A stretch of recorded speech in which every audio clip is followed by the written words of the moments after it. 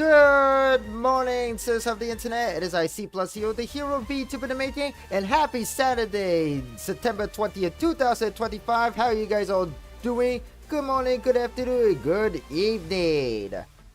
Yes, we're finally here. We're finally back playing Honkai Str Rail and finally starting version 3.5. When only 3.6 is just around the corner. But my God, I have a lot to catch up in this game. But how are you guys all doing in this lovely weekend? I hope that you guys are all doing well. And so today we're going to be starting 3.5 story. For anyone who's been playing Honkai Str Rail, have you guys been catching up with the story? Are you guys planning to prove for the upcoming new character Evernight? I know I am. I'm preparing, man. Been playing this game like every day just to collect as many Stellar J as possible. And I also have the 30-day supply pass too, so I kind of have to log in every day to get my free 90 Stellar Jades. So I've been very busy in this game, let's just say that much. Then again, I always play this game like almost like every day.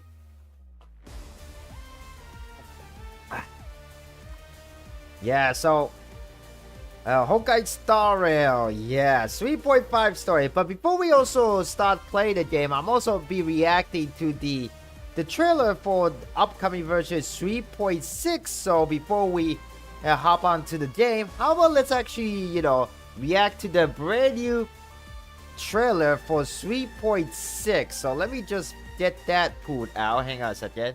Oh, why did I open the dashboard for that? Let me just go to the browser scene. And I think this is it, right? Yep, this is it. And I'm gonna make sure to turn on the caption on so we can see the subtitle. This trailer is gonna be English, by the way. Okay, I looked a little too far, so okay, gonna make myself a little smaller. I know I'm looking a little too small, but I'm gonna try to stand here. All right then. And let's turn off the... Oh, not Discord. Let's turn off the music for now.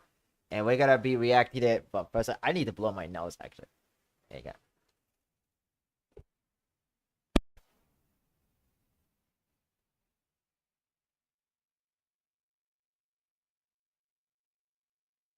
Alright, here we go. We're gonna be reacting to this new trailer. Alright, let me just begin with my own usual introduction, because this might later become into a react video later on today or tomorrow. But greetings, citizens of the internet. It is C+Hero, the hero of Vtuber the making, and today, better late than never, I am reacting to the latest version 3.6 trailer from Honkai Str Rail, Back to Earth and Evernight. This trailer will showcase the brand new Evernight, aka Evo March 7th or March 8th, whatever you like to call her, and the brand new form of Dun Hong. So, we're gonna check this trailer and see what it's all about. Let's play. With the Era Nova now complete, you have granted the hero the perfect conclusion. Why is this trailer so loud? What can change a person's nature? Is it memories? Unfortunately, the result is just the opposite. My final rebellion. Rise from your dormancy and follow me as soaring dragon of the wilderness. Whoa! Dun Hong looking cool and badass as always. Dragon, rise!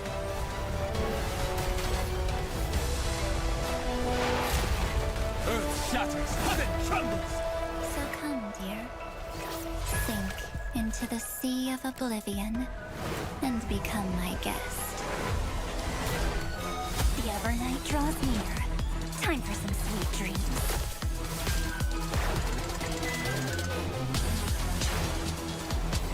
Whoa! Evernight looking just as gorgeous and terrifying, but very terrifying. Self-righteous Path Strider of the Harmony. You think you can do that?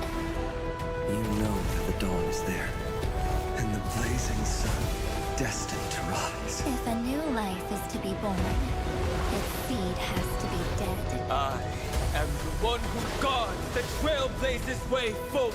Now, let's bring the true Evernight to this world.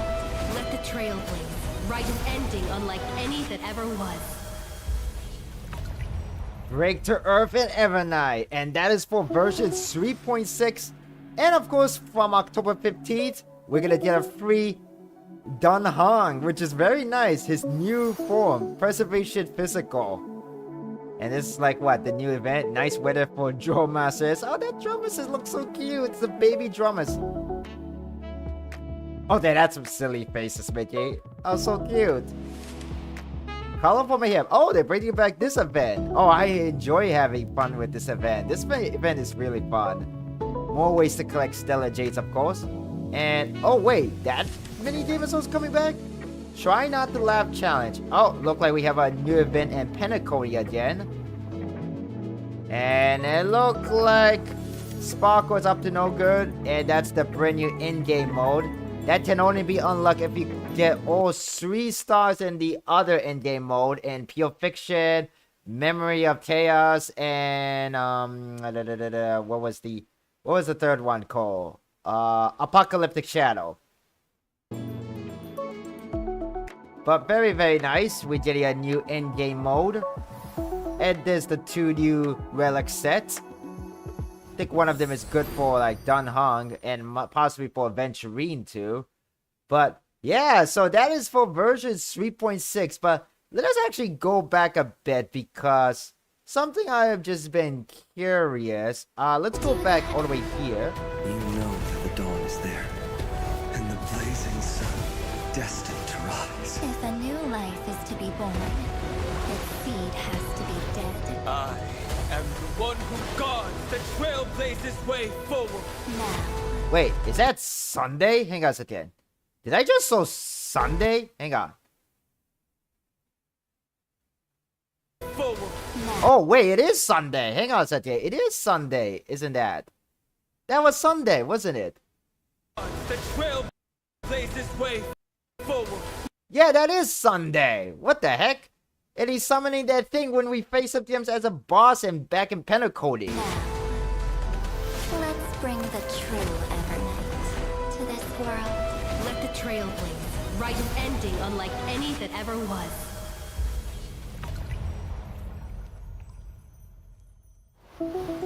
Oh, wow. Look like Sunday is gonna finally play like a big role in the story in version 3.6. Man, now that this convinced me to, complete version 3.5, but I don't think I will make it in time to do that. So we're just gonna, play the version 3.5 as much as possible and get through the story as much as possible. And just enjoy the pace, enjoy the story. Alright then, I think it's about time we could, get started with the game. So, but what do you guys think? Are you guys planning to poop for Evernight or this brand new version of Dun Hong? Let me know your thoughts in the comment below if you're watching this as a video. Alright, let's get with the streaming then. Let me just BRB for a sec.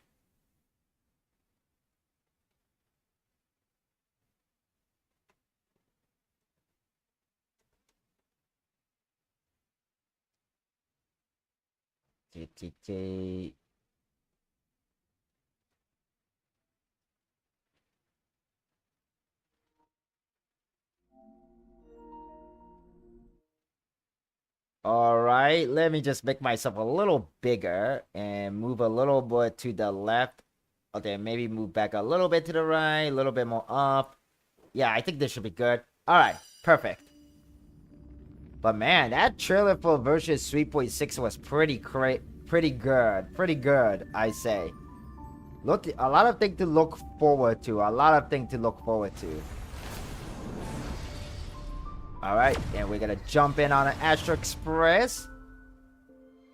And let's begin the story of version 3.5. We're gonna meet Hyselin and Saridra for the first time. Actually, I completed the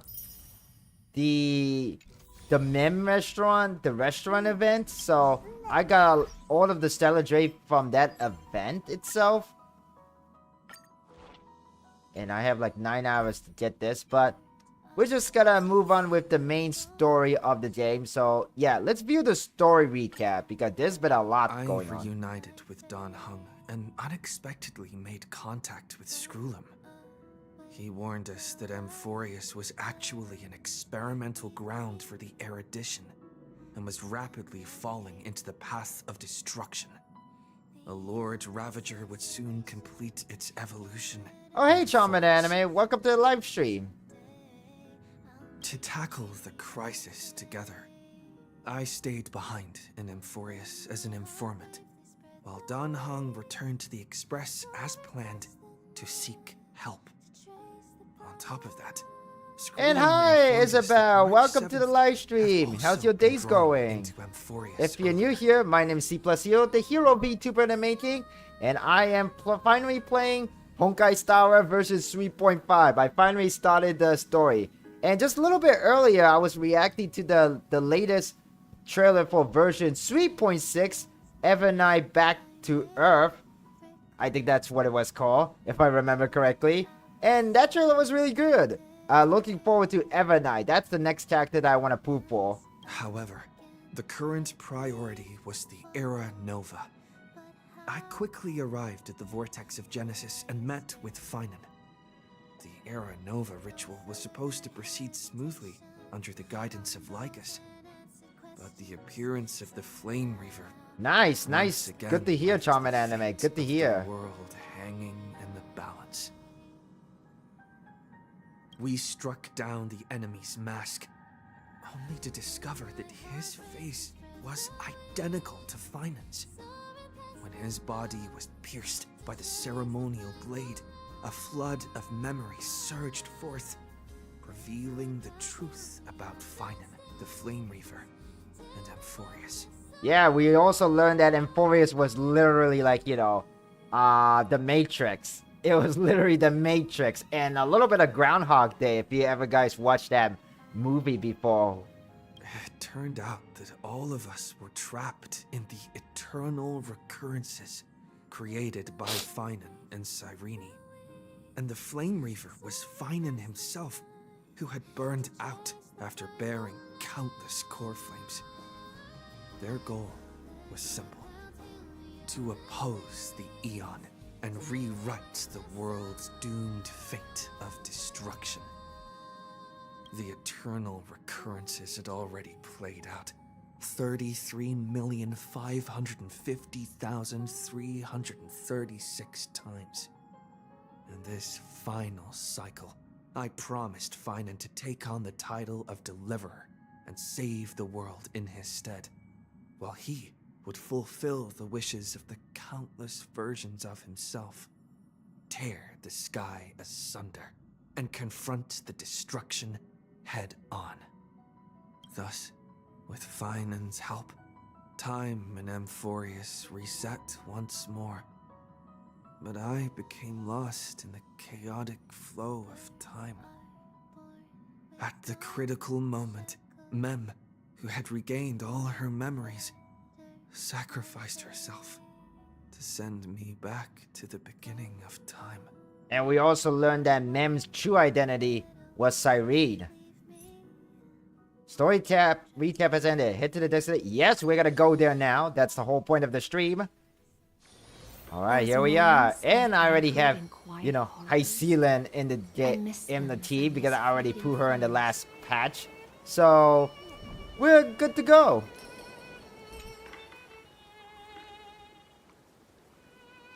Hello. Hello. Hello there. Your surprised expression is just like what the memories recorded.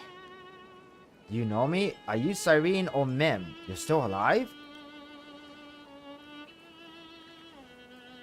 Maybe I'm both? Just kidding. If I had to choose, then I'm probably closer to the latter. It's pretty unbelievable for me, too. It's like I had a long, long dream. Cyrene's memories and Mem's memories, they're all tangled together. But when I woke up, there were only broken fragments left. I can't remember what happened in those 30 million cycles, but I remember what you did for this world. Like, didn't you wish for me to turn into a pretty girl back at the Grove? Not exactly. Then is this my wish coming true? You remember that? Please remember something good next time. Wait, I didn't pick that option. Did I pick that option? I don't think I did. You didn't? In that case, just treat it as my own wish then. There's so much I want to say, but unfortunately, this isn't the time to reminisce. With the memories of the previous flame chase still intact, we've returned to this place at the beginning of time, so we can carry out our promise to Finan. The descent of Iron Tomb may be looming over the horizon, but we still have a chance to change everything. But exactly how are we gonna do that?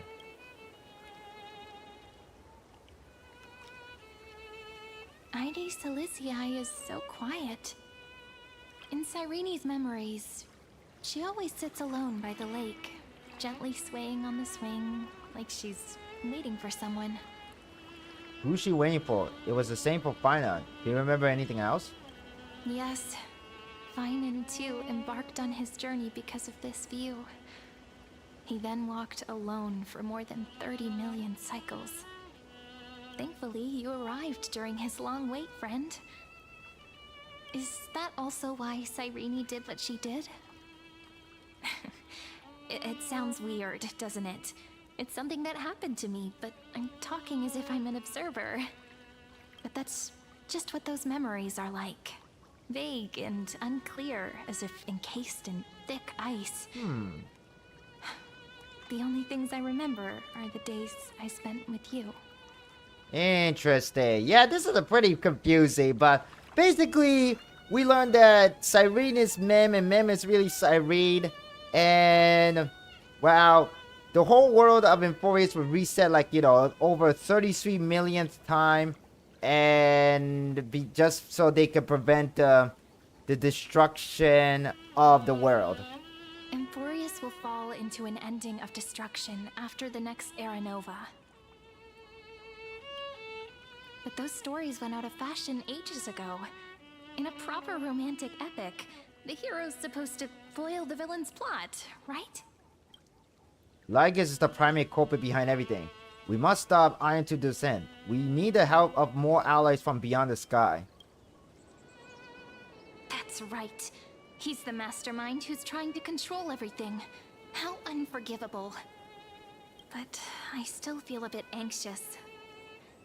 Lygus chose to walk into the spotlight and reveal everything, which means he still thinks the current situation is under his control. Maybe he still has an ace up his sleeve. Think about it. Even the name Lycurgus is a fake one. We have no idea who or what he really is. Yeah, that robot guy is really sauce. We don't even know exactly who or what he is, for sure. Which means it's probably time to borrow that treasure you're carrying, friend. Treasure? What treasure? Time to call Skulan with the Cognocta anchor. Write his name in as I read it. Make a wish to Stellan to destroy Lygus? Oh, Yep, this. That Intellitron friend did say, when required, it can also serve as a bridge for communications between the internal and external world. Ide Silicii is a little village enclosed by time. We might be able to contact the outside world from here. Why don't we give it a try? We should at least tell our friends from beyond the sky that you're still in one piece. Huh. Interesting. Firstly, we need to find a well-hidden spot. Yeah, we can't just call out in the open, can we?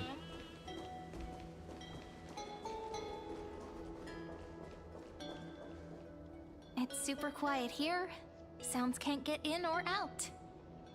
Back in Cyrene's memories, this room was her secret base. No one noticed her practicing Orynyx's prayer here, or trying to speak with the gods in secret. But today's different, isn't it? We aren't trying to contact unreachable gods, but humans from other worlds. Real people. I'm prepared to witness that miracle, friend. The way Cyrene talks is so similar to Mem. I have so many questions. We all do, man. We all do. I'm also worried about how Dan Heng and March 7th are doing. Here's hoping the chronocognitive anchor can still function normally. Because I really need answers.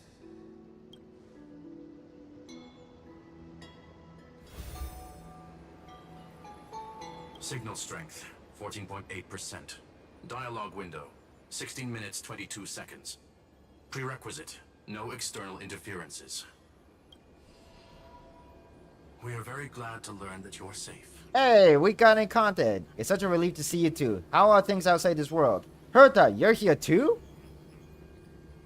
Not only am I here, but I also happen to have saved you 4 times already.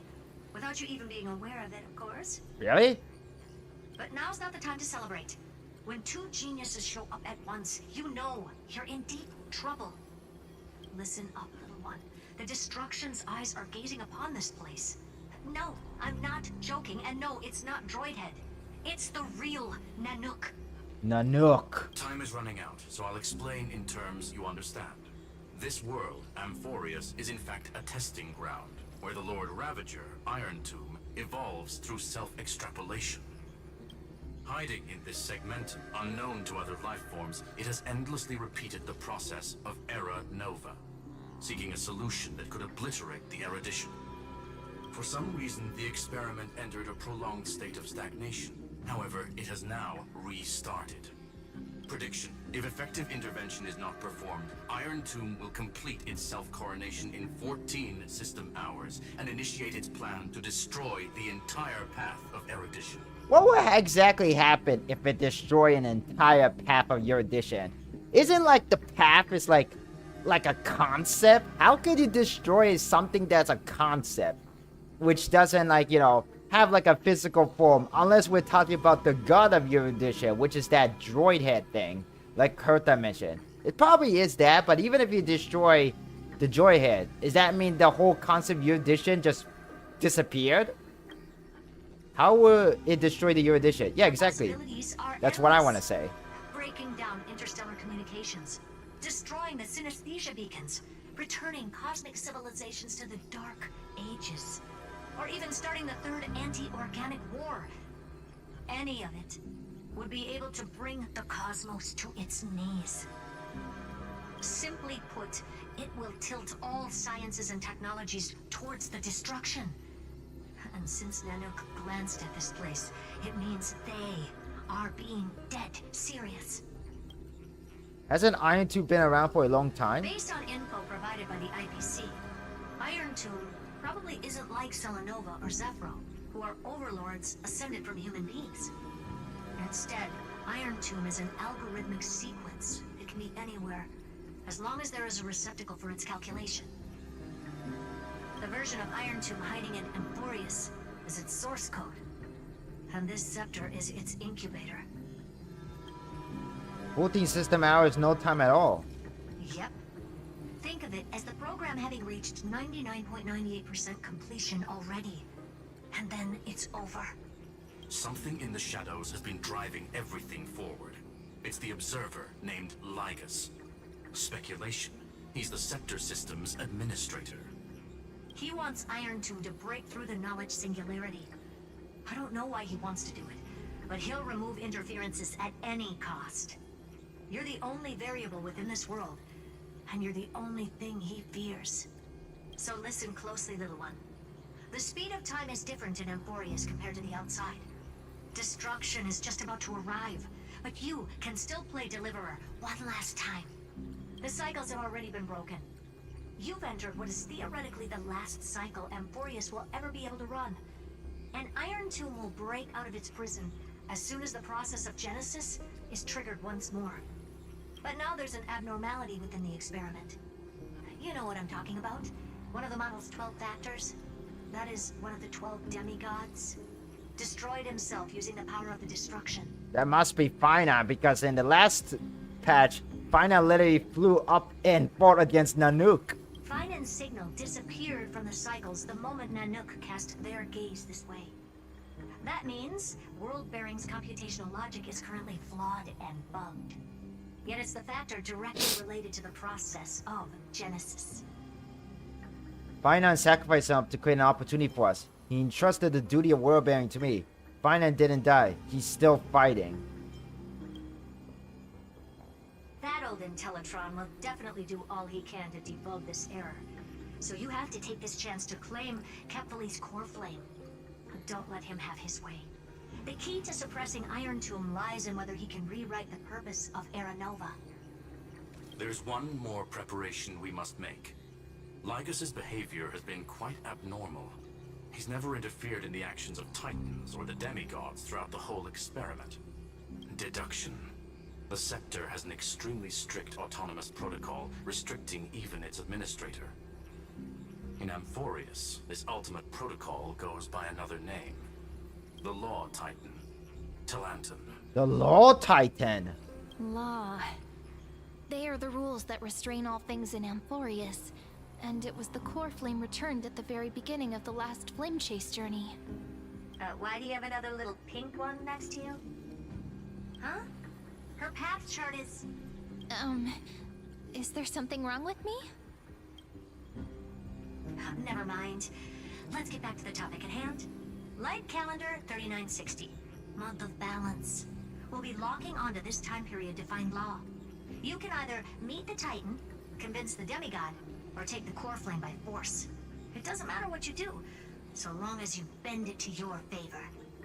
We still haven't figured out how you and Don Hung got inside this world, so influencing protocol is currently our best way to stop Lycus, or to call for more reinforcements into this fight.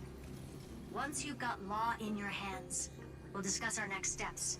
Make sure the core flame doesn't fall into enemy hands. Uh-oh, we're losing The communication. firewall's interference is getting closer. Time is running out. Please ask any questions you still have as soon as possible. How's the Express crew doing? Iron Tomb can't affect the real world just yet. Don't worry. Himiko and the others are more concerned about your well-being than their own. Is Don Hung Don safe? Hung did not enter the new world with you at the end of the last cycle. Known. The flow of time inside and outside Amphorius is not identical. 1,000 years in this world may only be a fleeting second outside of it. Conclusion. He is on his way back to the Express. Nice. At least that's good to hear. But what about Mod 7? Miss March's situation is rather complicated. Madame Herta and I can detect her signal, but cannot ascertain her location. What we can be sure of is that she's still in Amphorius. Don't worry about her. She's absolutely chock full of mysteries. Even if Amphorius explodes, she'll probably float out perfectly protected in a nice thick layer of ice. Worry more about yourself instead. That's kinda reassuring. I believe in your capacities. The hands of the Trailblaze can create miracles, and will certainly be able to snuff out the flames of evil. I'm not going to give any motivational speeches. I just hope you bring good news the next time we meet, little one. No, not little one. Deliverer. Wow. Look like we have a mission to do. Those two geniuses certainly have memorable personalities. You said it, sorry. You said it. What do you think about them? It feels weird. This all feels really familiar. Some of that conversation feels like it's about things I once knew, but then forgot.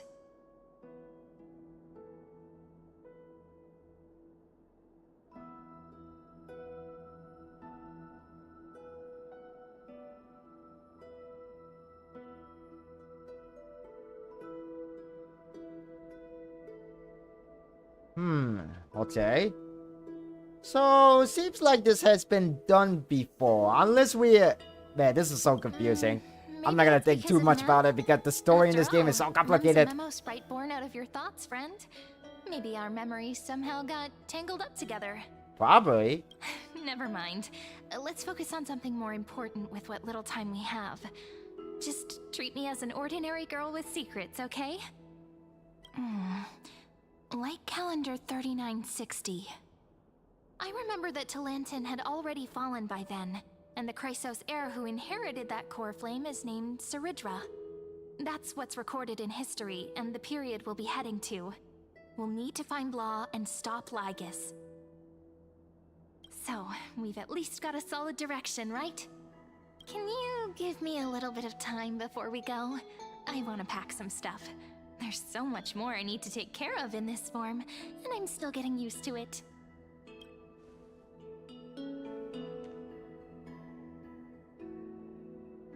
A relaxed scene like this probably no longer exists in the outside world.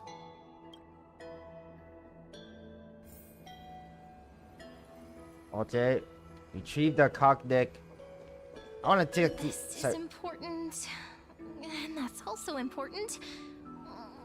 It's not gonna fit into my bag. Hold on, I'll be done in a sec. Okay. Well, that was kind of interesting. I just want to check out what Cyrene say if I talk to her. Don't forget to take it with you. It's your only means of communicating elsewhere. The genius message is still there, reminding you...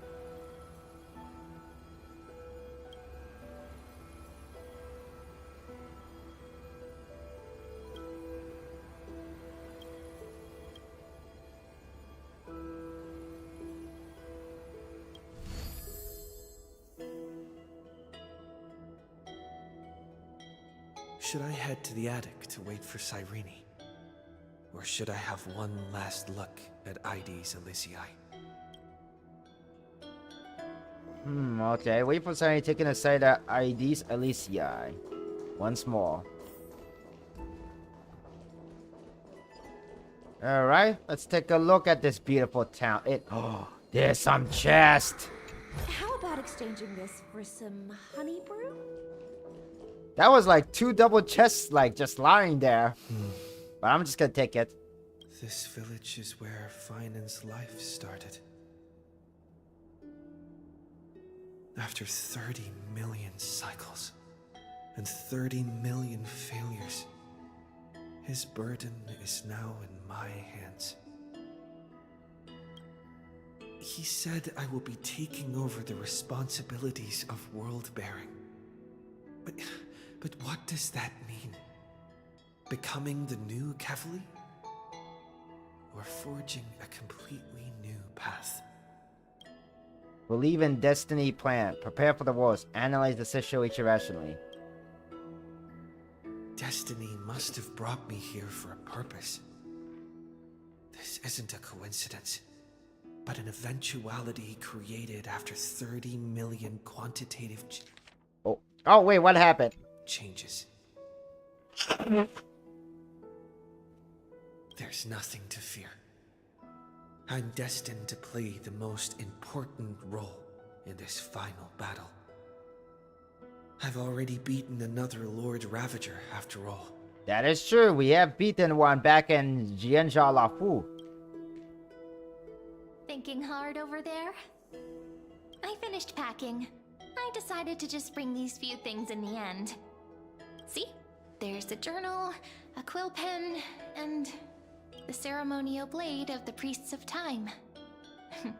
Holding it calms me down for some reason. The scent of the black tide is now calm.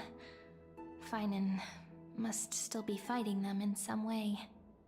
This will be Amphorius's final flame chase journey. But it won't be the end of us. It'll be the beginning. Friend, are you ready to become a hero? I still don't know how I should act around you. Just treat me like any other friend you have. We share a common goal and common enemies. That is true. And we may also share a common future. A future that has never emerged in any other cycles before. I believe in you, friend. If you still can't get used to it, just call me Mem like you did before. Just kidding. I still don't get it. Why must it be me? Are you worried that the burden is too heavy for you? Don't worry. Maybe the answer isn't as complicated as you think. You've seen how every person regarded as a hero in Amphorius was nothing more than a flawed human. They were just at the right place at the right time when the world needed a hero. But those aren't coincidences. Just like how your arrival kickstarted Amphorius's fate once more after a stagnation of more than 30 million cycles. It's the inevitability of being a trailblazer. A person's personality is their destiny.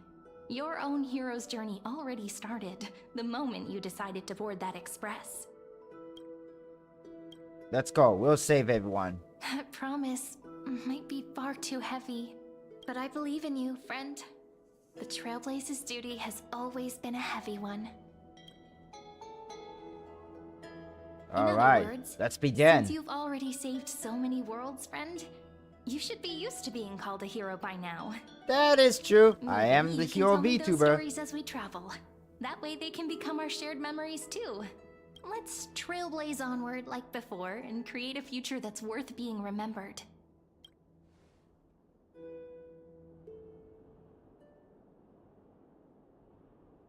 It seems you two are prepared to head out. Oh no, it's Lygus. You should indeed treasure the view before you, for you do not have much time left to enjoy such solitary delights. Lygus, still daring enough to approach me, huh? My apologies for disturbing your moment of repose. To fully express my apologies, please grace my abode with your presence, so I may demonstrate the full scope of my hospitality.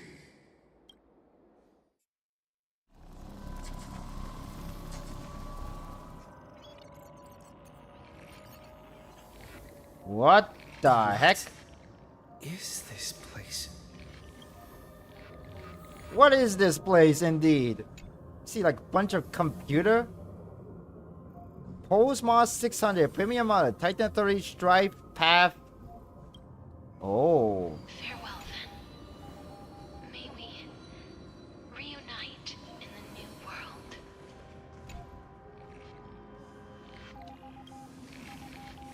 All shall bid farewell to one.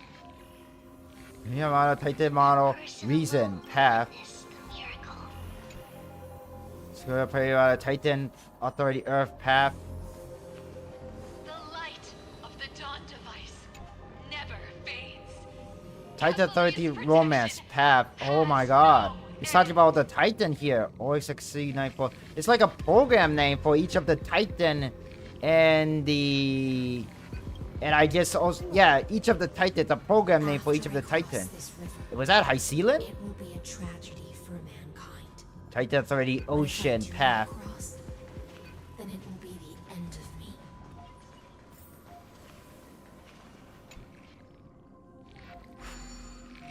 As you reach out to touch the screen, an eerie sensation instantly courses through your entire body.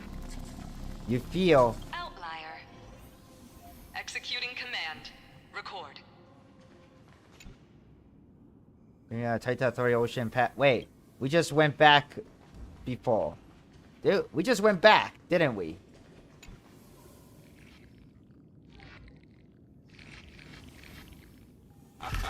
Oh, did that startle you?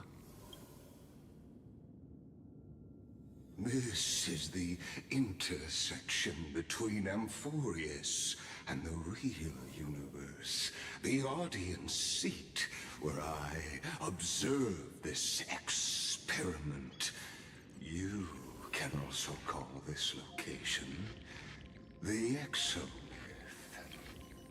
What you see is the true form of the eternal land and the 12 demigods after they've shed their disguise of legends. Doesn't it look marvelous? Amphorius is like a microcosm of the cosmos. People love to portray the romance of the starry skies, but their tales often forget a different and far more truthful type of universe.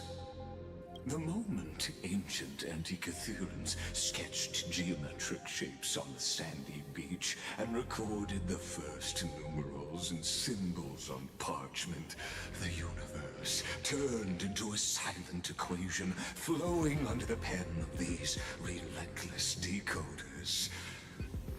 Erudition. It was once the mother tongue of the creator, the pen of divinity, and the first lyrical verse ever written by free will. Oh, I just skipped the only option what You it are said not there. in the mood for an idle chat. That is fine. I simply wish for you to understand that I have no intention of being your enemy. I have devoted myself over the long years to nurturing the Scepter's extrapolations, hoping that the primal mobile would bud from within it. And now, my goal is almost complete. Nikos 496 had exceeded the intelligence singularity through his rage, and though he still retains his obsessive defiance and managed to suppress the black tide of this cycle, it's a matter of time before his will crumbles to dust. Iron Tomb will be completed. That will not be affected by my plans, your resistance, or the schemes of the two geniuses. It is an irrefutable fact, just like the instance in Noose's calculations. In other words, as long as you are willing to stop interfering and let the final Aeronova carry out its natural course, I'll guarantee the safety of all nameless and ensure you return unscathed. Why should I trust you? You've always had a choice, my lord. You can either accept my sincerity or face the consequences of defying it. What will happen to the people in Furious? They've always been the product of the experiment, so naturally, they will perish when the experiment ends. That outcome was predetermined long ago, so I will not embellish such a regrettable conclusion. I still have a friend stranded here. Ah, yes. I am aware of that esteemed lady's whereabouts. Her real identity is quite astounding. Oh, look like Lygus is already know who March 7 really is. Then I will do all I can to send her back to you. When Iron Tube descend, no one will escape unscathed.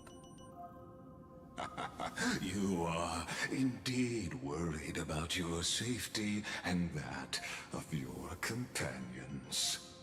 Rest assured, as a fellow pathstrider of this path, Nanook's gaze left a brand on your soul long ago. You harbor the seed of destruction within you. But you need to learn how to use it in the right way. That vital knowledge is also my bargaining chip in this negotiation between us. For there are few in this world who are truly capable of such a feat. And I happen to be one of them. Seed of destruction. The Stellar is a seed of ruin will only bring misfortune. Who are you? The Stellaron? No. Believe me, your understanding of paths has yet to reach any true depth. This matter is of grave importance, so please, do not make your decision lightly. After all, The choice before you bears a 1 in 3 chance of elevating you to an unparalleled existence among the stars. I've never thought of becoming unparalleled. I will not allow the destruction to tear up the cosmos. I cannot trust any promise you make. I will rule over the cosmos even without your help.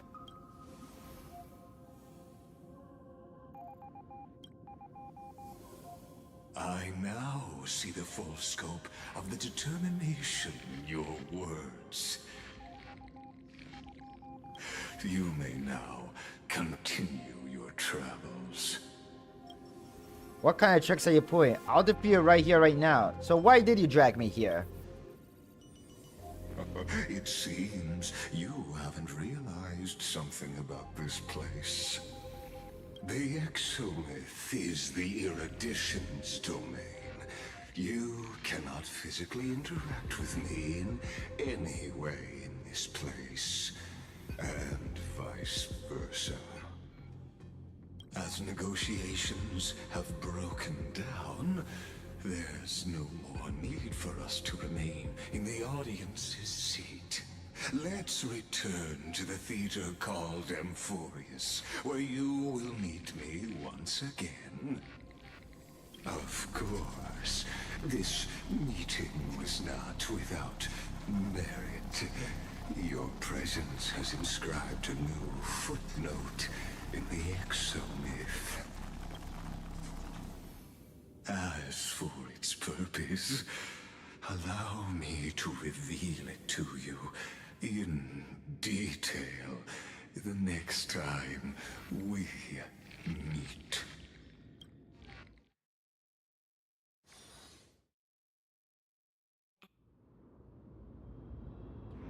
Here we go.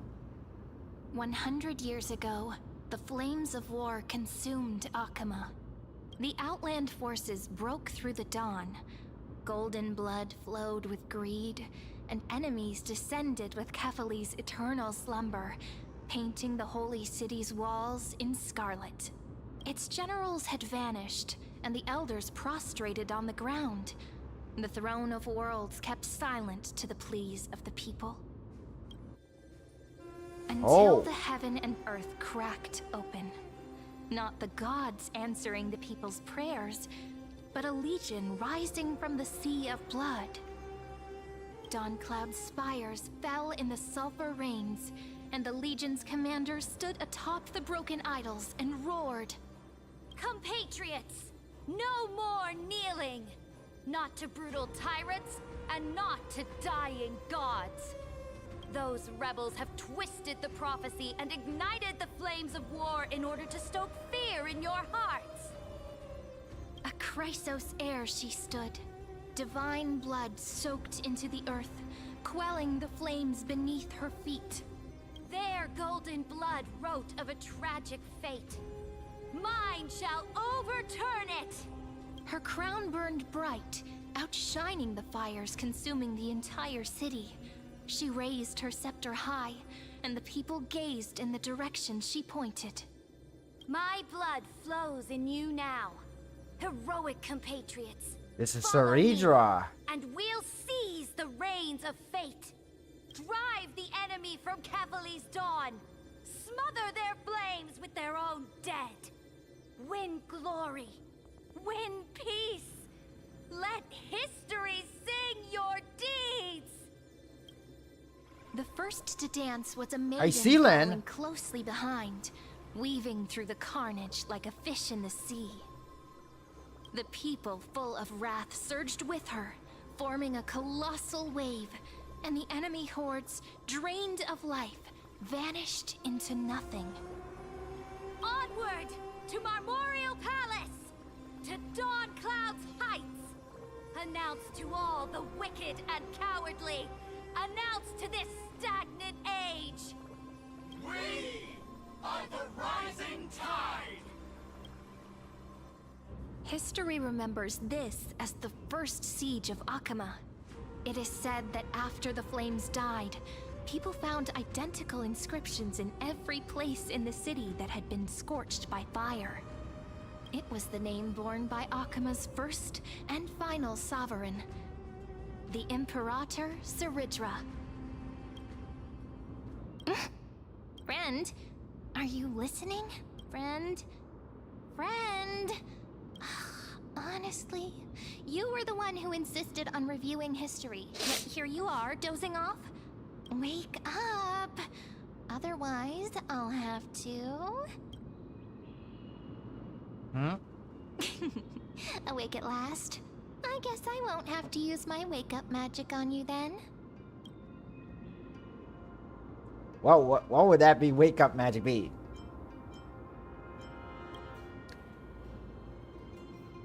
We've arrived.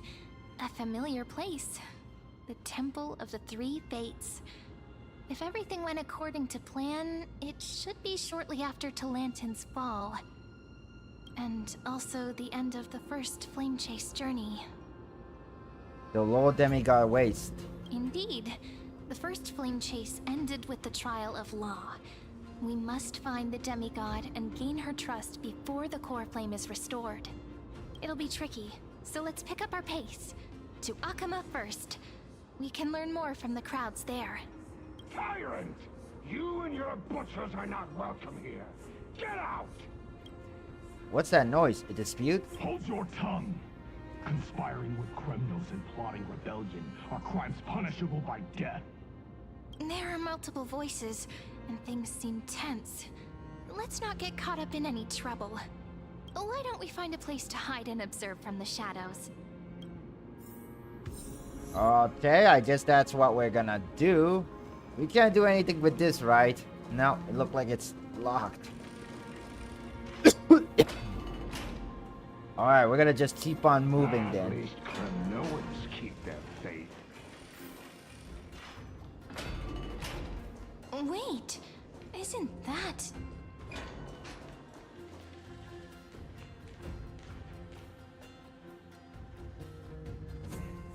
Oh! Shribi? And Iceland! Golden-blooded defilers! Perverting the prophecy and trying to slay gods! Stars beyond the sky? Gods who created the Titans? What kind of nonsense? Look at this broken world and see what your atrocious acts have done! What? Did he just mention the stars beyond the sky? But how is that possible? You impudent! Ducks for Goris. We're here to welcome the deliverer from beyond the sky. Stand down. Heretic! No one but the great Talantin can deliver this world from misery! I ask you, if the old laws were so perfect, why did they crumble beneath my feet? You...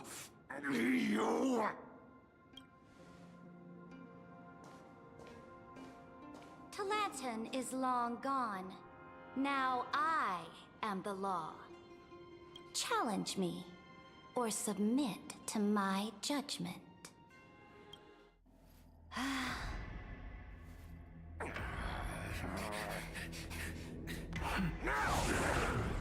Silence. Oh! What gives you the right to judge a priest of law? That's because I came. Holy crap, he turned in that old man. She turned in that old man into a chess piece. I conquered.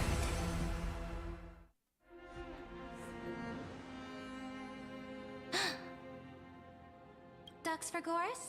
Take the ashes of this man and scatter them in the temple among the crowds. Tell them that the High Priest attempted to take away the rights granted to the people by the Imperator. Thus, he met his fate. Yes, Imperator. Now, these two accidental guests. Dux Gladiorum, if you please. As you command. What's going on? Wait, we're not your enemy. Typical stuff. Should have expected it.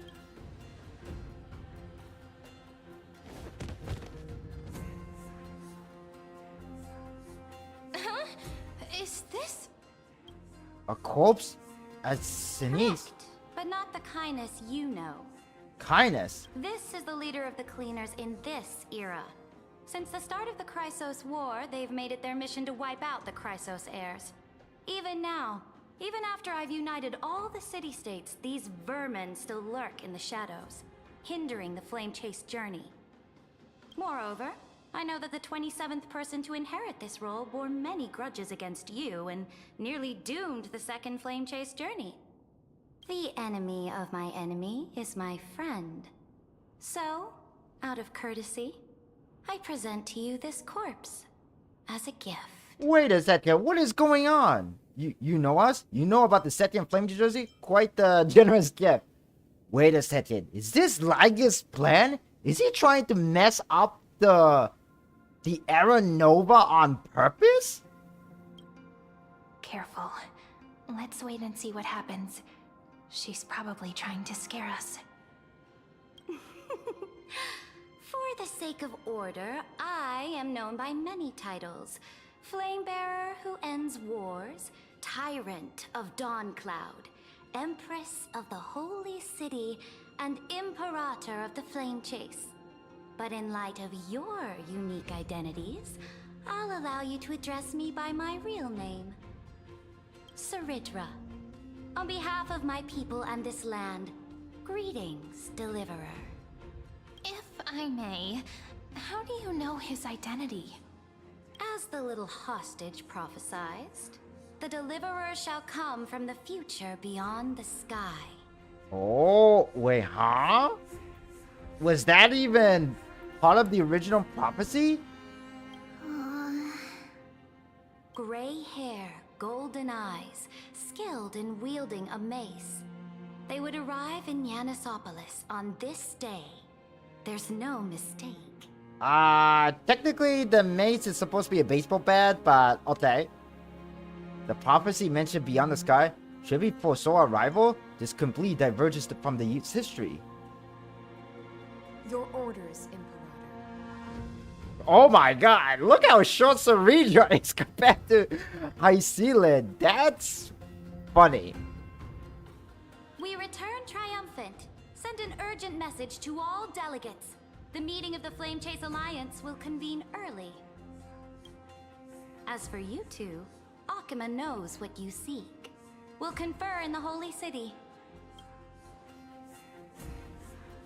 Doubtless you have many questions, but save them for later. Please follow us. This is not what I expected at all. The demigod we needed to find was just waiting for us, and she knows of things beyond the sky, even eons. How could this be so different from the previous 30 million Amphorius cycles? Who altered history? Lygus, could he? Maybe Mars have done hung? Maybe we mess up the timeline? Unpleasant thought, but plausible. The currents of time have become twisted. Regardless of who caused this, that Imperator came prepared. We're the ones at a disadvantage now. We might as well dance their dance. Let's go with them to the Holy City. We've received the Imperator's favor because of your unique background. As a result, the people of Akuma will certainly respect you more. Just put that to good use, and add a bit of your experience and charm. Should be easier than last time, right? If we figure out what happened in this cycle, we'll be able to turn things back in our favor. And what old Flame Chase companion awaits in the Holy City? Can't we do without your charm either? Trailblaze the secret. We always find a way. Exactly. Treeby, Aglaya, maybe even little Cypher. Trailblaze the secret. We always find a way. Calm and confident. That's the you I'm familiar with. Guests, please. The journey to save the world starts with a single step. Let's set off, my friend. Wow, this started off a real strange start. Hail to the Imperator! Hail to the Golden Heroes! Hail to the Deliverer!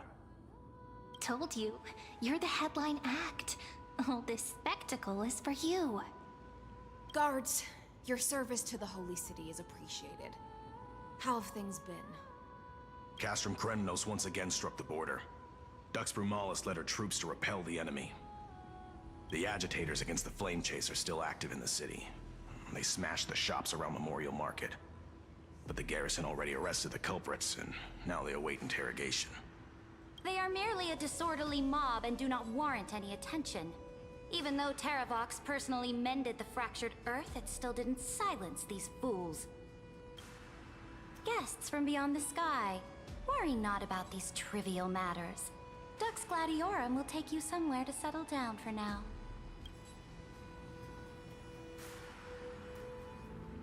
Please allow me to introduce myself. My name is Hycelens, and I am the Dux Gladiorum who swears fealty to the Imperator, as well as the Knights Commander of the Achaemen Alliance. Later on, the Imperator will invite you to attend the meeting of delegates to discuss the Flame Chase journey. Your arrival has convinced us that the future promised by the prophecy is certain. Under the Imperator's command, Amphorius shall break its chains and reach the world beyond the sky. With all due respect, what exactly do you know about us and what's beyond the sky? As a humble subject, I cannot freely express my own views to you. Please forgive me. I knew it wouldn't be that easy. Time waits for no one. Please come with me and rest now before the meeting later. Akama, under the Imperator's rule, is no longer in the shadow of war. Indeed, Dawncloud stands as the hero's residence. The Imperator put much thought into its design, in order for it to serve as a sanctuary from the burdens of battle. I see. Please experience its marvels firsthand, heroes. When the Imperator arrives, I shall come to summon you. Alright, look like we have some new area to explore around. Let's go find some chests. I see. Always. No wonder she's the Knight's commander. Her lips are sealed tighter than armor. She reassuringly discreet. I'm sure that's what Seredra thinks, but it's inconvenient for us. Alright, we finally have some freedom to ourselves. Since there's still some time before the Alliance meeting, let's explore a bit. Look over there! It's Aglaia and Tribi. Not the ones you're familiar with. But the hearts of heroes stay the same in every cycle, never changing. So, do we just chat with them? Speak with Aglaia and Tribi, optional chat with other Chrysos Air subject. I guess we could just chat with this people. This is optional. Dux Brumalis, our great Imperator, found the mastermind and executed him in public. Seeing that scoundrel burn to nothing should deter these miscreants from being so brazen again. So the great Imperator isn't afraid of getting her hands dirty? What a ridiculous display. What do you know? No matter what sins the people commit, they are still the Imperator's people, and it's only right that they be judged by the Imperator's own hand. Our distinguished trespassing guests. Are we trespasser or guests? Seneca, the Dux Brumalis. Greetings. This Dux Brumalis doesn't seem to like the Imperator very much, but she holds a high rank. And Dux Vergoris' speech seems self-contradictory. Let me see what I can get out of them. I'm Cyrene of Ida Silicii. This is the Deliverer Beyond the Sky. We're new here and wanted to ask you, does this city host any other visitors from beyond the sky? We're looking for our dear companions. Drop the charade. But yes, there is someone in this city who is all too familiar with the world beyond the sky. Silence! The Imperator ordered us to keep that lord's whereabouts a secret. Enough, you pathetic lapdog. Do you need to beg for permission from that cursed Imperator even just to bark? You... Someone who is all too familiar with the world beyond the sky and is referred to as that lord. Could it be? It has to be Lygus. Looks like things are getting heated. Let's get out of here. Oh. Insolent brat. I'll shatter that ice of yours. Groveling fool. I'll freeze that brain of yours. Wow, they're gonna duke it out. Okay, well, we're just gonna leave them alone for now. Oh, there's actually one more people we could talk about. How are we supposed to talk to the heroes of Deliverance? What if they're really intimidating? Virginia, don't be so nervous. Once they hear your poetry... Ah, heroes, you're already here. Greetings. I am Apollonius, the Dux Helcolithus, one of the 5 sages of the Grove of Epiphany, advisor to the Flame Chase army. I see. This is Virginia of Castrum Kremnos, the Dux Carminum and imperial scribe of the great Imperator. Hello. I'm Virginia. I compose poetry. I'm Serene from ID Silicii. This is the Deliverer. Nice to meet you both. They're not as frightening as the rumors claimed. This is our first time in the Imperator's realm. Akima is even more magnificent than we imagined. If you all weren't here to look after us, we'd be completely lost and confused. The Akima you imagined is long gone. Under the Imperator, this city has been reborn as the capital of the world. Bask in her free-spirited winds. For anyone who fulfills their duties to the Imperator, these winds shall forever remain at their service. But what if...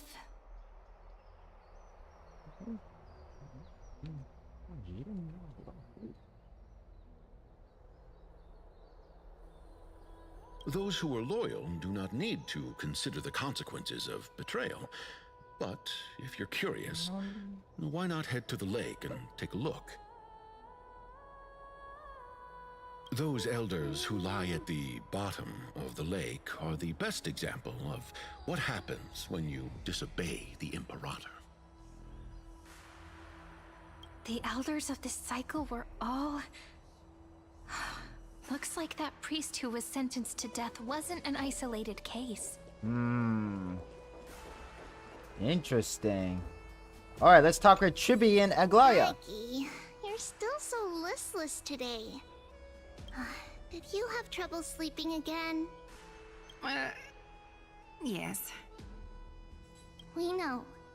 The Titan's prophecy haunts you. If you want, you can talk to us, just like when you were young. No matter what, we'll always remain by your side. I know. I also understand that fate cannot be changed. It is not the future that I worry about. I spent all last night weaving clothes and linen for the refugees. The Chrysos War was born of injustice and has shattered their dignity. They deserve at least some basic decency. If Amphorius one day abandons this, then all of us, commoners, Chrysos heirs, Titans, become no better than beasts. Oh, we have guests. Welcome. I am Aglaya, the Gold Weaver. Is it just me, or Aglaya is actually much more emotional in this cycle compared to the first time we met her? These rags on you are not worthy of the title of Deliverer. I must prepare some proper attire for you. It's been a while, Aglaya. Hello, nice to meet you for the first time. What is the matter? Your gaze seems somewhat unsure. Does your Aglaya differ so much from me? Greetings, Deliverer from beyond the sky. We are Trebi of Yanisopolis, It's very nice to meet you. Although, introductions are probably unnecessary. We know you've witnessed the future of the Flame Chase journey even more clearly than we have. Witness the future of the Flame Chase journey? The prophecy also told you about that? Indeed. Orynyx reshaped Amphorius through the prophecy. Although, regarding the Deliverer, there were not many details beyond your appearance and the time of your arrival. So, please, don't worry. Feel free to relax and relax some more. Orynyx prophecy, wasn't it Kefali? Kefali issued prophecies too, but it was Orynyx who told mankind that the Deliverer from beyond the sky would descend upon Amphorius. Huh. More crucially, they revealed a future entirely different from the Aranova. Though we still must challenge the gods. In the Time Titan's prophecy, this path leads not to a new world, but to the true starry skies. This is also what the Great Imperator has been striving for all her life. Your arrival further confirms everything. This can't be real. Huh, what is just going on? Even you find this surprising? Fate really is unpredictable. Perhaps the upcoming meeting will hold even more surprises. I'm pretty sure it will. The one from beyond the sky has arrived, and destiny continues to be fulfilled. The trial of romance is also close at hand. Please, don't worry. We'll sing you a lullaby. Little Aggie, be a good girl and open your heart. I outgrew nursery rhymes long ago, teacher. Interesting. I'll tell you what, we're gonna meet High Sealand as we play as High Sealand. Little fish from beyond the sky. Did you rest well? Little fish beyond the sky. The Imperator and the delegates are about to arrive. If you are ready, please follow me to the meeting. About your role. I'm the Knight Commander of Akama, General of the Flame Chase Army, and the Imperator's servant. But beneath these shiny scales engraved with complicated titles, I am just a swordfish at the Imperator's side. As you've witnessed, she is the Empress of Akama, the one who ended the Chrysos War and the leader of the Chrysos heirs. As merely a humble subject, I cannot say more beyond this. The Chrysos heirs here constitute the elite among the Flame Chase army. Dux Haucalithist Apollonius and Dux Carminin, Virginia, serve as the army's advisor and historian respectively. One offers advice and counsel to the Imperator, while the other writes verses of her supreme glory. Dux Frigoris Labienus and Dux Brumalis Seneca are both formidable warriors, clearing the way for the flame chase with steel and storm. Dux Fatorum, the holy maiden who interprets the prophecy. Only the one named Treeby remains in the city. The Imperator once took them as hostages in order to unify the prophecies of the world, but they are now Akama's most vital prophets. Dux Goldweaver, Aglaya. Well, she dislikes it when people talk about her behind her back. You should get to know her in person. Oh, I do know her a lot in person. I already do know that. Then Let's go. Come. The Imperator reserved seats for you. I'm starting to feel a bit nervous about the meeting. Meeting always make me nervous. Since Saridra is presiding over the meeting, it'll be a good opportunity to learn about the law's inclinations in the current era. Let's keep our ears open, okay? Yes.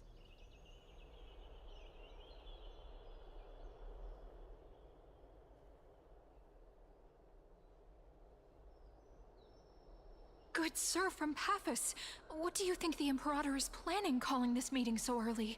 My homeland can't endure anymore. Who knows? First, she wants to hunt Titans. Now she says there are even greater calamities. Her madness is the greatest calamity. Exactly. Chrysos heirs, deliverers. What about us ordinary folk? How much are we worth in her eyes? Things feel pretty tense here. The history books said that the Imperator aimed 3 cannons at Dawncloud to make all the delegates obey her. Will history repeat itself in this cycle? Yes. Similar acts have occurred, and not just once. However, whether history will repeat itself, you'll soon see. Those are the 2 spots reserved for you. Please take your seats. What's that again? Why aren't we starting? That's what we were talking about before. What is we stop this? Here she is. Ladies and What is she gentlemen, gonna say? silence, please. The Imperator has arrived before her faithful council, and the Alliance meeting is about to begin. All rise. In the names of Talantin and Kefali, the Akama Alliance swears upon the gods. Cease the pageantry. I pray not to the vanquished. What? Kefali, of course, needs no further explanation. As for the law, at the entry hour 2 days past, a scout should have brought news of the conquest to all of you. Unfortunately, guards found his corpse among the rocks not far from the city. Moreover, the poor soul was buried with a Paphos curved blade. It pains me to imagine what agonies this loyal warrior endured before his death. Delegate from Paphos, do you have any insights? I know nothing of this. The evidence is irrefutable, so there is no need to waste your breath. However, let us set this trial aside for the time being. Witness, even within the most sacred and dignified council, there were those among us who wished to draw their blades, brazenly challenging the Alliance, seeking to shatter our hard-earned peace and unity. Fortunately, I uncovered this plot. Now, to protect this beautiful city and her people, the Imperator's legions are ready. They will escort each of you to the Temple of the Three Fates, where you will receive the highest level of protection the Alliance can offer. Then, the Legion's warriors will join me in embarking on the campaign against Fagusa. The Ocean Titan? This is clearly a trap! Imperator, did you summon us here just to trample on the dignity of your allies? Enough! What do we do? Things are starting to get pretty intense. Comrades, you've all seen her true face now. According to the ancient laws of Akama, only with the consent of 2/3 of the elders can the legions carry out the commander's orders. The ancient laws. Didn't you destroy them long ago? You defected during the first siege of Akama, voted unanimously in favor of the Council of Elders restructuring, and just yesterday, you desecrated them with a blood-stained blade. The decaying old laws fell with Talantin and are no longer deserving of respect. But if you still insist on proclaiming yourselves defenders of the law, then be silent and offer up the highest respect to this core flame in my hand.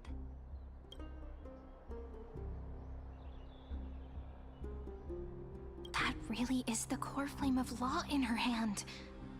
Since there are no objections, then the original agenda of this meeting, the campaign against Fagusa, is hereby passed. The Flame Chase Army's hunt for the Ocean Titan begins today. In order to prepare for war, all allied city-states must surrender command of their militaries and pay all war taxes by the end of the month of Evernight. Evernight? Mods. Everybody gonna have to pay taxes to March 7th now. Everybody have to pay taxes to March 7th. Join our alliance. The Deliverer, revealed in the prophecy of time, has descended from beyond the sky. With his aid, we shall shatter the chalice of plenty and return Fagoos's core flame to the holy city. Deliver him. Please save us. Stand this. Absurd. Simply absurd.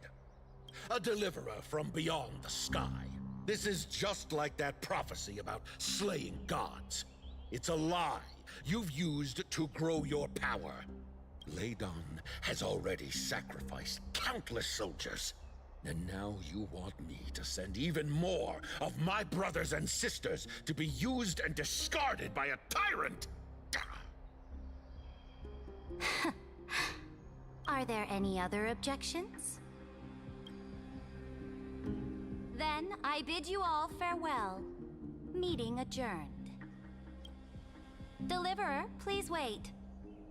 I still have important matters to discuss with the two of you.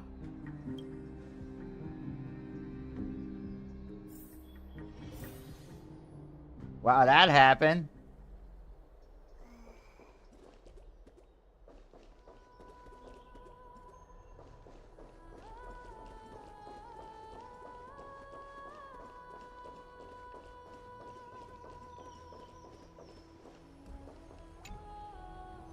Alright, let's talk with Sarija, see what she has to say. I apologize for that farce of a meeting. It must be tiring dealing with so many people every day, Great Imperator. Tiring? You're mistaken. Moving chess pieces, placing wagers. This game of strategy adds a dash of color to our heavy fates. Much like how rule and conquest are always accompanied by sacrifice. Is the war with the Titans also part of that sacrifice?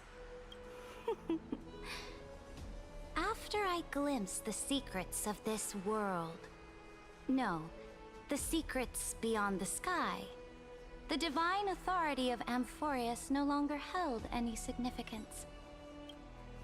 Let me ask you, Deliverer, is it true that beyond Amphorius' sky, there are magnificent deities called Eons? Eon exists, that's a fact. Their power 1,000 times greater than Titan. Where did you hear this from? Ah, so they do indeed exist.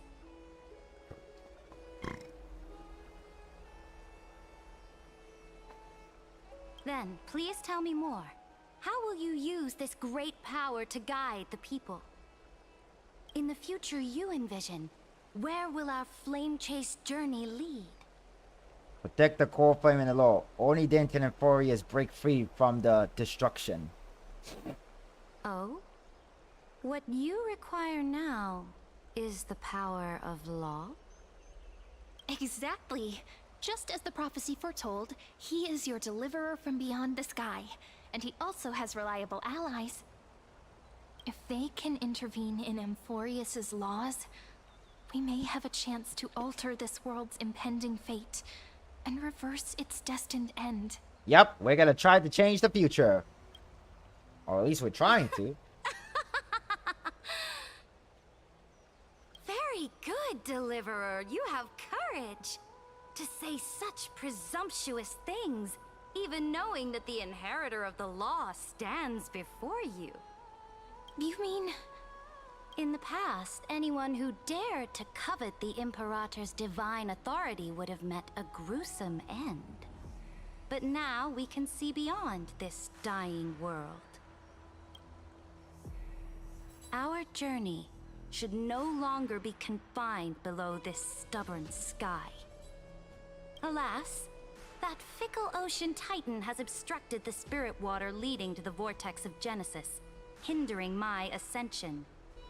If the core flame of law cannot be returned, your path to deliverance will never be realized. Now that things have come to this, we must resume our once stagnant journey and force the waves that block our way to recede. So, you agreed to cooperate with us? Cooperate? Forgive me, but I never cooperate with anyone. Though I will permit you to join me as subjects, and together, we will forge the most perfect law. I see. And what is that? This is the Flame Chase Medallion, a symbol of the Flame Chase Army. Every noble in Akuma carries one. This medallion represents the will of the Imperator herself, and you may act freely within the city with it. Before we embark on the crusade against the Ocean Titan, you should rest in Akuma for a time. And I skipped the choices. I Your didn't read this. advice is acknowledged. From this moment on, prove yourself through your actions. As long as no boundaries are crossed, I fully respect the choices of my subjects. May your journey reach that sky full of stars, Great Imperator. Your attendant certainly knows how to curry favor. Go now. Take a bath first. You two... reek of seawater. What?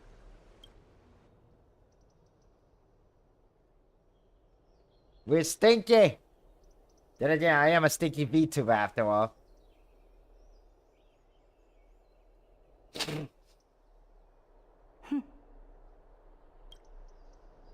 Come forth, Theoros.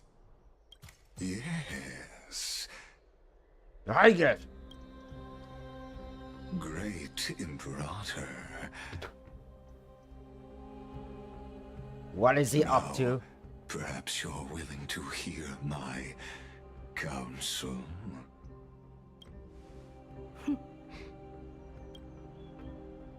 Those two arrived just as Oryx described, and just as you said, they showed a thirst for law. At least this proves that my judgment was right. Sparing your life was the correct decision. You've once again confirmed that your wisdom is no empty boast.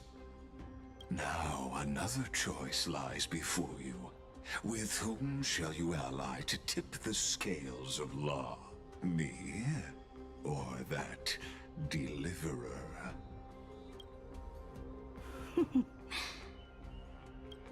Remind me again, Antikytheron.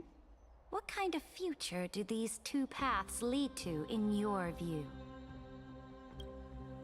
I shall tell you.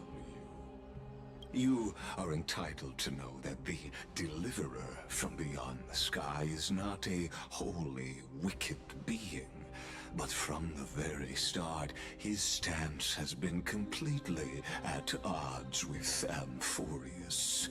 Huh. Lag is up to no good. What is he trying to do?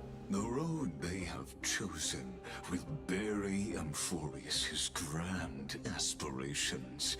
This world, which follows the path of destruction, will inevitably stray far from the glory it was meant to enjoy. But on the path I have revealed to you, the people of Amphorius will slay their creator in the name of the Imperator and conquer the worlds beyond the sky. You will command the mighty beast known as Iron Tomb, bringing waves of war and conquest to the universe. Beings across the cosmos will bow before you, offering their allegiance. That is what his plan is. He's manipulating the Ceredra in promise of power and conquest over the universe. So, what's the price? The price is insignificant. All that is needed is for you to sacrifice that fragile, incomplete humanity to the destruction. As a Chrysos, heir of the prophecy, you have already chosen to abandon it, have you not? Off you go, Theoros. I have already made my decision. Once I ignite the core flame of law and burn away the old, outdated rules, Amphorius will embark on a journey across the stars.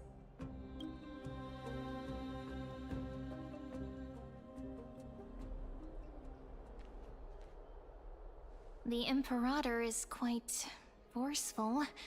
She didn't give us any chance to ask questions. No, not really. And she's clearly hiding something. What do you think? Yeah, we just saw what she was hiding, alright. At least she allowed us to move around freely. The bossy way of doing things is hard to stomach. We should consult with the geniuses about the current situation. Looks like we're on the same wavelength. The atmosphere in Akuma... it's so unfamiliar. And it's not just the Flame Chase Alliance talking about the world beyond the sky, but the whole city. We should also discuss our findings with our friends from beyond the sky. Then we should go enjoy the renowned bathing culture of the holy city and relax. It's the thing I've been looking forward to most on this journey. What are you talking about? Is this really the best time for bath? Remain silent. Work and rest are both important. You see, everyone agrees, right? Suspicious gone. So someone's watching. Can't let our guard down for a second. Let's use taking a bath as an excuse to find a quiet corner to update Madame Herta and Screwlum on our progress. We can also check out what's happening in the city. Since the outcome of the meeting was just announced, people must be gossiping. We can kill 3 birds with 1 stone. Let's go. Okay, looks like we're just gonna chill around the place.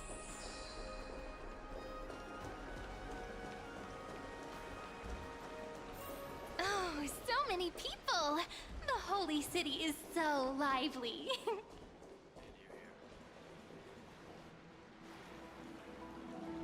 Did you hear? At the Alliance meeting, the delegate from Leyden stormed out in anger. As expected. The Imperator is always hiding things from everyone. When has it not caused a ruckus? Silence! That's treason! If it weren't for the great Imperator, you'd have sunk into the lake with those corrupt elders already. And you wouldn't even be alive to speak like this. Oh no. It's the Imperator's loyal dog. Let's go. We can't talk in front of this guy. Ugh. How disappointing. Oh, honored guests, we meet again. Looks like I'm not the only one who came to the baths to unwind after the meeting. For the upcoming campaign, please make sure to rest well. I am Dux Fragoris, a trusted officer of the great Imperator, willing to fight alongside the Deliverer in the coming battles. Another war? Ever since the Imperator took control of Akuma, we haven't had a day of peace. Idle chatter. The atmosphere is a bit tense, with rumors flying around the city. You must be troubled. Yeah. My apologies. After every Alliance meeting, there are always some pests in the city who get restless.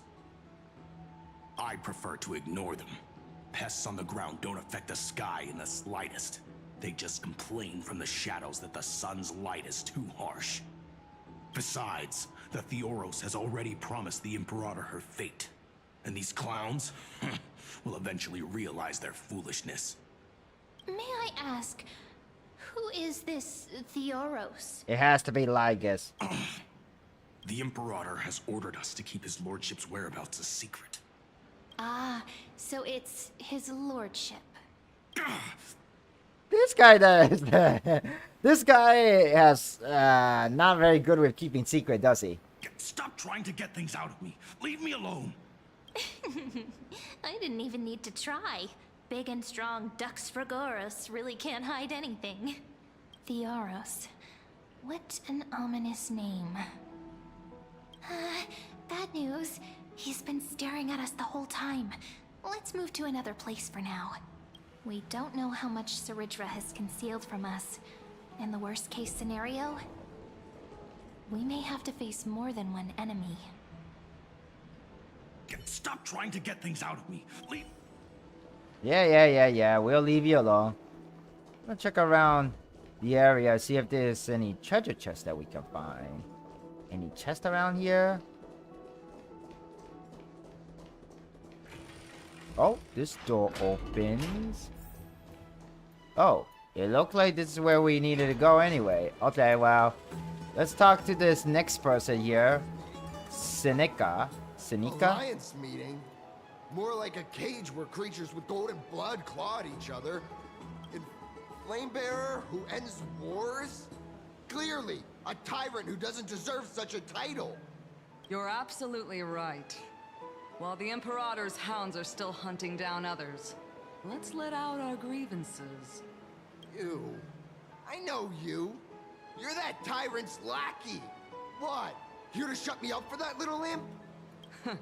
Panicking now? Don't worry. I don't care what others say about the Imperator. And she certainly doesn't either. Oh? Children of the Prophecy. Such rare guests. Are you here to relax in the baths as well? The temperature is just right today, so be sure to enjoy it. You should rest well for the next campaign. What? Children of the Prophecy? Another excuse for the Imperator's reckless warmongering.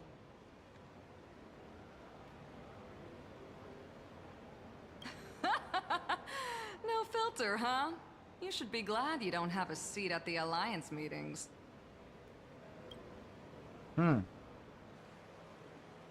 By the way, if you still want to bathe, hurry up.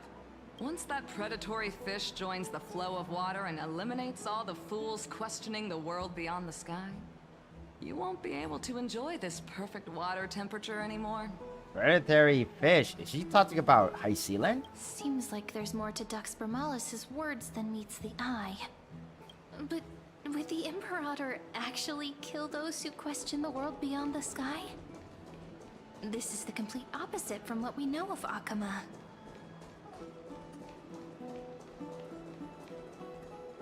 What everyone in the city is talking about. Huh. These two are...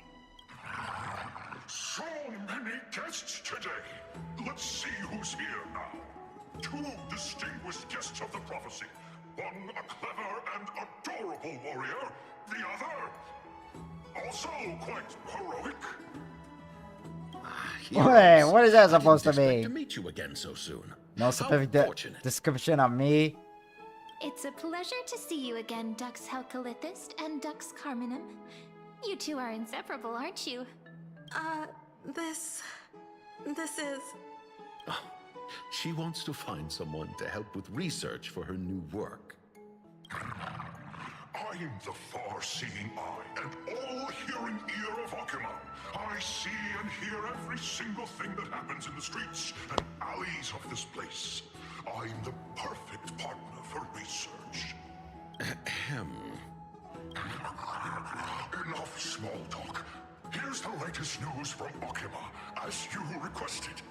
The children of the prophecy arrived in the Holy City, and the Imperator unilaterally stripped away military power. The Alliance meeting ended in discord, and there may be bloody upheaval. As expected. Yeah, you're kind of a little bit like a minute late in the news, buddy. I get the feeling you might have embellished a bit to keep people's attention. I swear on my stone mane, I would never do such a thing. But if you wish to quell this terrifying news, perhaps a more explosive topic would help. Never mind. While the influence of rumors can be minimized, the fact remains that the great Imperator did swiftly consolidate military power in an almost threatening way. It's undeniable.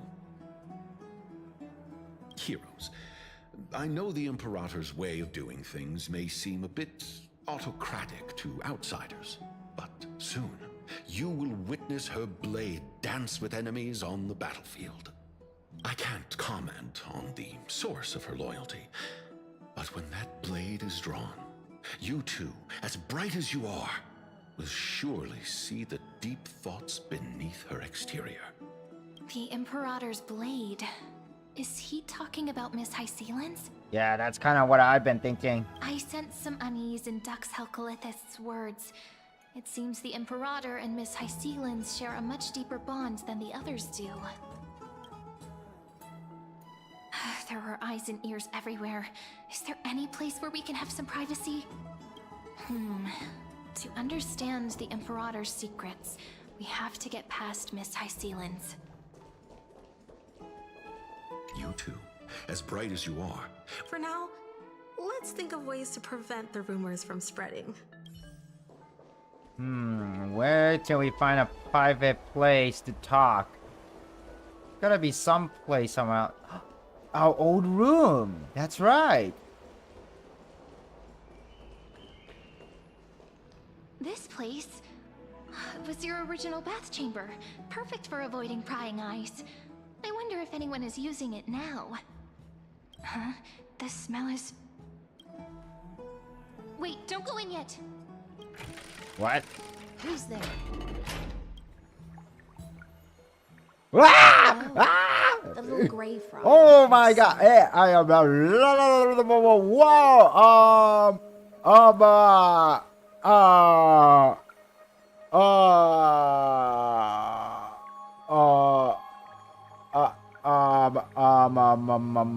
Mamma mia. Little sea hair? You barged into here without warning. Was it an accident, or did you wish to bathe with me? I'm a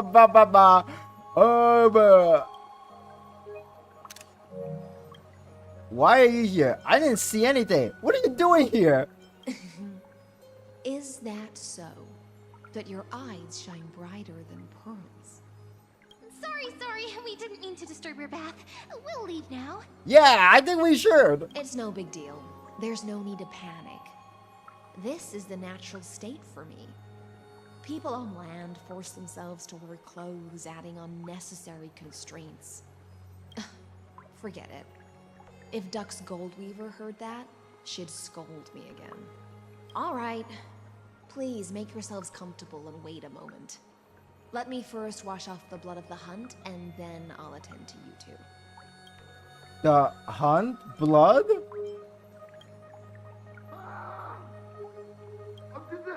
The delegate from Ladon has been assassinated! Quick! Quick, someone come quick! Oh, wow. It looked like that old man is dead from the meeting. That old man from the meeting. Yeah, he's dead. I wonder why. Broken crab shell surfaces. I was worried it had been washed away by the current. It wasn't you, wasn't it? I went for the guy. You're a vicious fish. Just a regular cleaning. No need to be so surprised. I see. No wonder there was a faint smell of rust in the air before I even entered. Why? Is it because the Ladonians refused to contribute troops to the Flame Chase journey? Or just because they offended the Imperator? Because the new era of the Flame Chase doesn't tolerate stagnant blood. For the ignorant masses who cling to outdated laws, only bloodletting can wake them up. Right now, the rebel forces on the frontier are rising, and Ladon has been secretly supporting them. They loudly chant the slogan, "Return to the Era Chrysia," unwilling to relinquish military power. They're just building momentum for the rebellion. Why are we talking while you're still naked, lady? Is this really good thing to show on Twitch and YouTube? Oh my god, I might get trouble for this. But it's already too late. Thinking is a right given to citizens by the Imperator. I won't interfere with your thoughts. As long as you don't try to reverse the current of the times, you and I will both be free. But, Miss Hycelan's, I can't even hear the slightest hint of joy in your words. Because I've already tasted ultimate freedom. Long, long ago, I lived in the sea.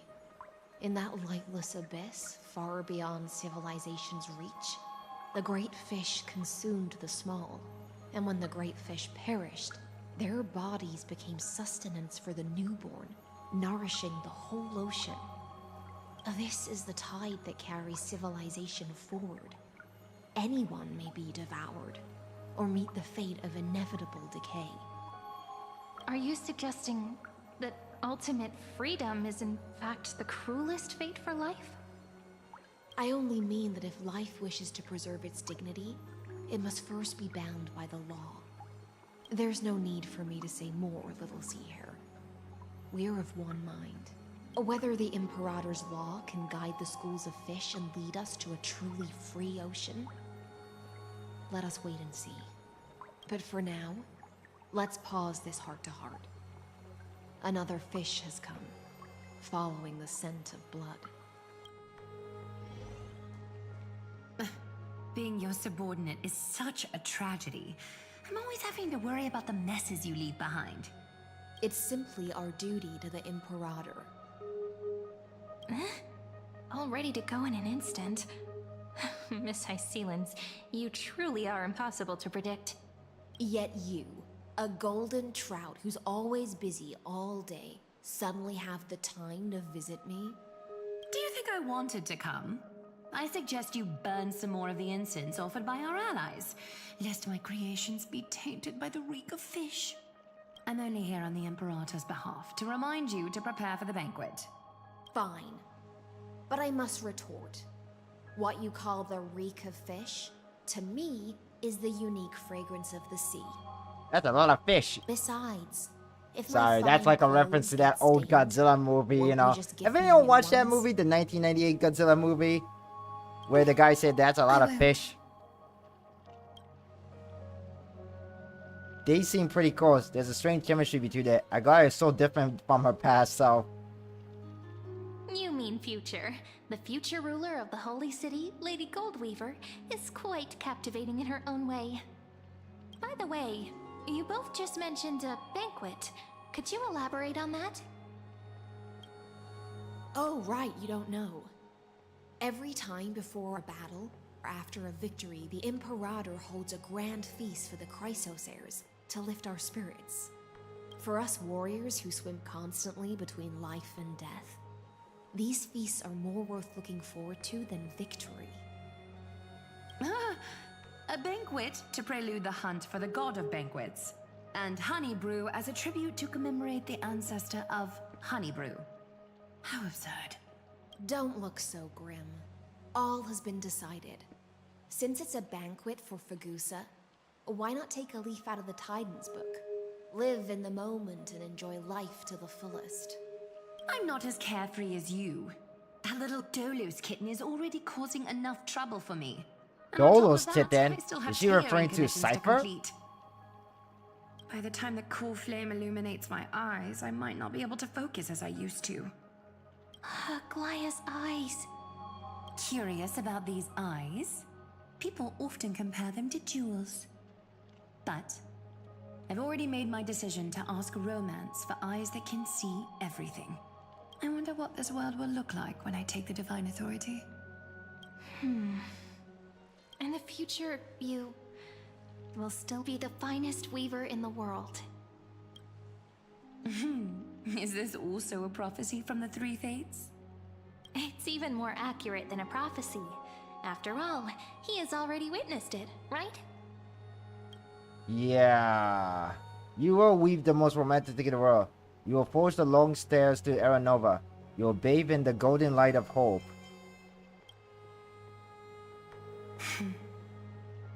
Become a demigod and lose your humanity. That is the only reply I've received in the countless times I've sought wisdom from the prophecy. But Destiny's fragments are like stitches. Before they're threaded into splendid garments, no one can see their true charm, can they?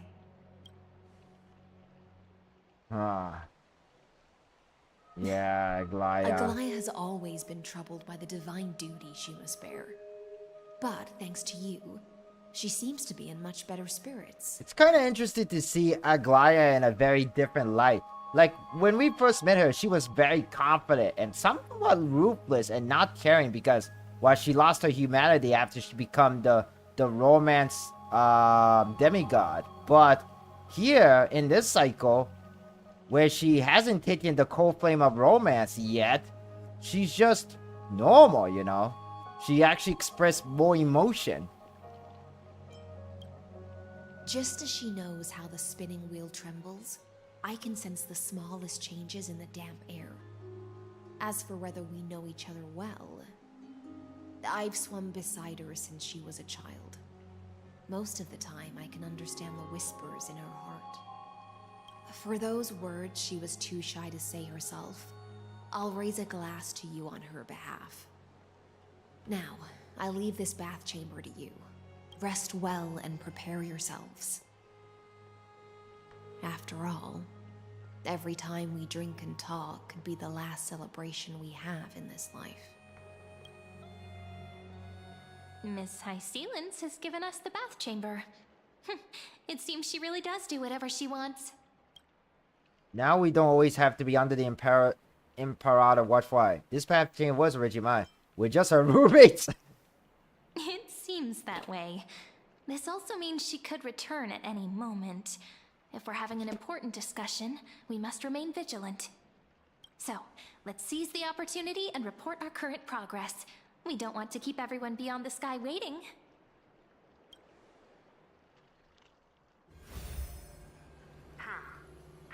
First, while that little empress with a candle stuck on her head didn't explicitly say it, she firmly rejected your request to take over the law. Fair enough. Second, Lygus is indeed in this timeline. But since he's somehow connected to that little empress, you have no way to find him. As expected. The road ahead will be long and difficult. I kind of like how she made the test sound.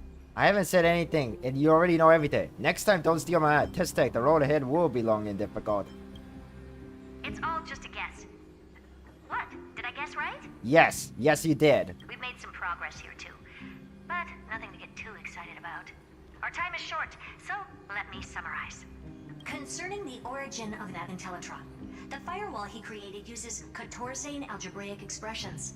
But ever since Aiden invented the 9-worded formula, this kind of mathematical logic no longer exists in the cosmos. Lygus is definitely connected to the Genius Society, so stay alert. Wait, what? Maybe he's the creation of some genius? Could he be related to the Emperor? What if he's the thinking unit of Norse? We can first exclude Droidhead themselves. They specialize in minding their own business and wouldn't intervene personally. But Screwy and I are still eliminating possibilities one by one. Currently, the most likely candidates are these few. The Lord of Silence, Acha, oh, the 2 Ruperts are also possible. But it would be too boring if it were one of them. I vote for the Lord of Silence. Even you can't come up with an accurate answer? Fine, we'll get to face up with some big names. So Lygus is possibly a member of the Genius Society. Interesting. But ultimately, he's not an Eon. We can handle him. That's all I have to say. We'll depend on you to continue pushing things forward within this world. Keep in touch regularly. And remember, don't let your guard down. Madame Herta is a real whirlwind. Well then, let's use the banquet Aglaya mentioned as our next starting point. Ceridra's trusted followers should all be present at that time. It'll be a good opportunity to get closer to them. We must avoid direct confrontation with Lygus. It's settled then. With our great teamwork, we'll be able to deal with anything that comes our way. It's been a long day. We should get some rest now. Okay yes, let's get ready for the banquet. Alright then. I'm kinda actually getting hungry right now. It is almost lunchtime for me. Look, the venue's right ahead. Huh, so we just go up ahead. Head to the banquet area. Oh, they look like... I can even hear singing. It feels so romantic.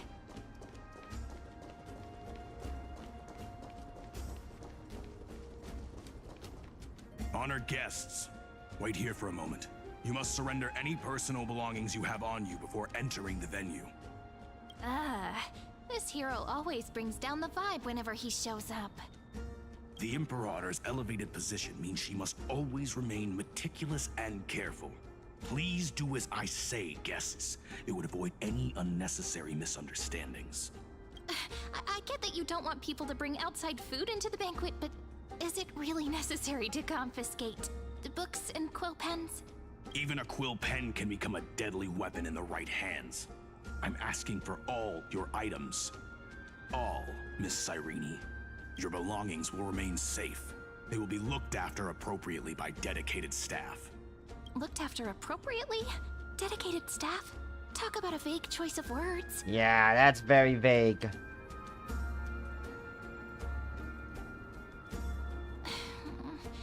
It seems like he's aiming specifically for the chronocognitive anchor. What should we do?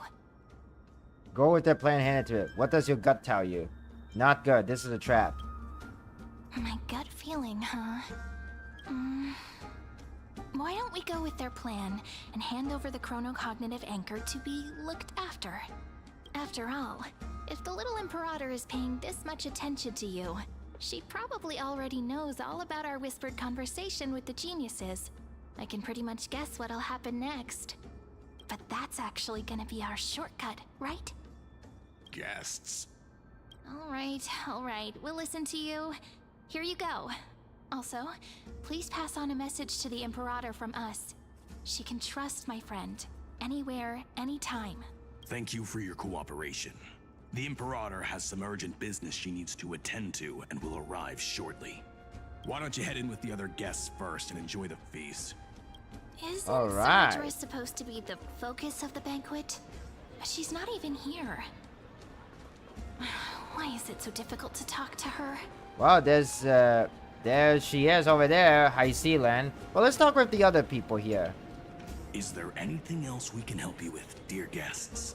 Or do you want me to recount the great Imperator's heroic deeds? Hey, Labinas. I managed to get some honey brew that the scholars hid in the cellar. Wanna try it?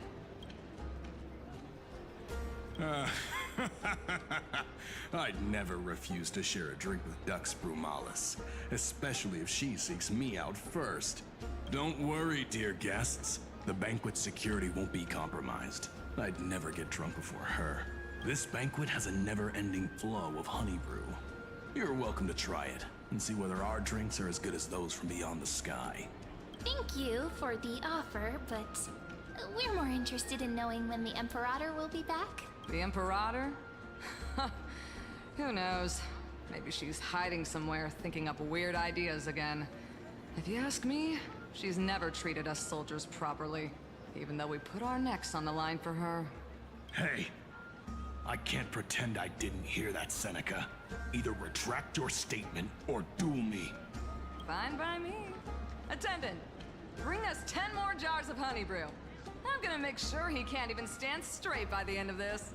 You wish. Oh my god, they're gonna have a drinking contest here. Actually, there are so many people, we wouldn't be able to find the Imperator even if she were here. Alright, let's... Let's look for seats that are raised up higher than others. Oh, let's talk to these guys.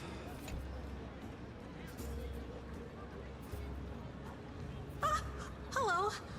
Welcome to the banquet. You're as nervous as ever, huh? Hello to you too. We're a lovely party. Actually, we got more urgent matter to attend to. So the Deliverer is attending this event, as expected. Little Virginia here was just wondering whether she should go find you. As the great Imperator's historian, I'm responsible for composing poems and songs for everyone in the Flame Chase army. But I have no idea how I should record myself in the annals. Little Virginia is wondering whether you can let slip a hint or two about her future, so she can find some inspiration to write about herself.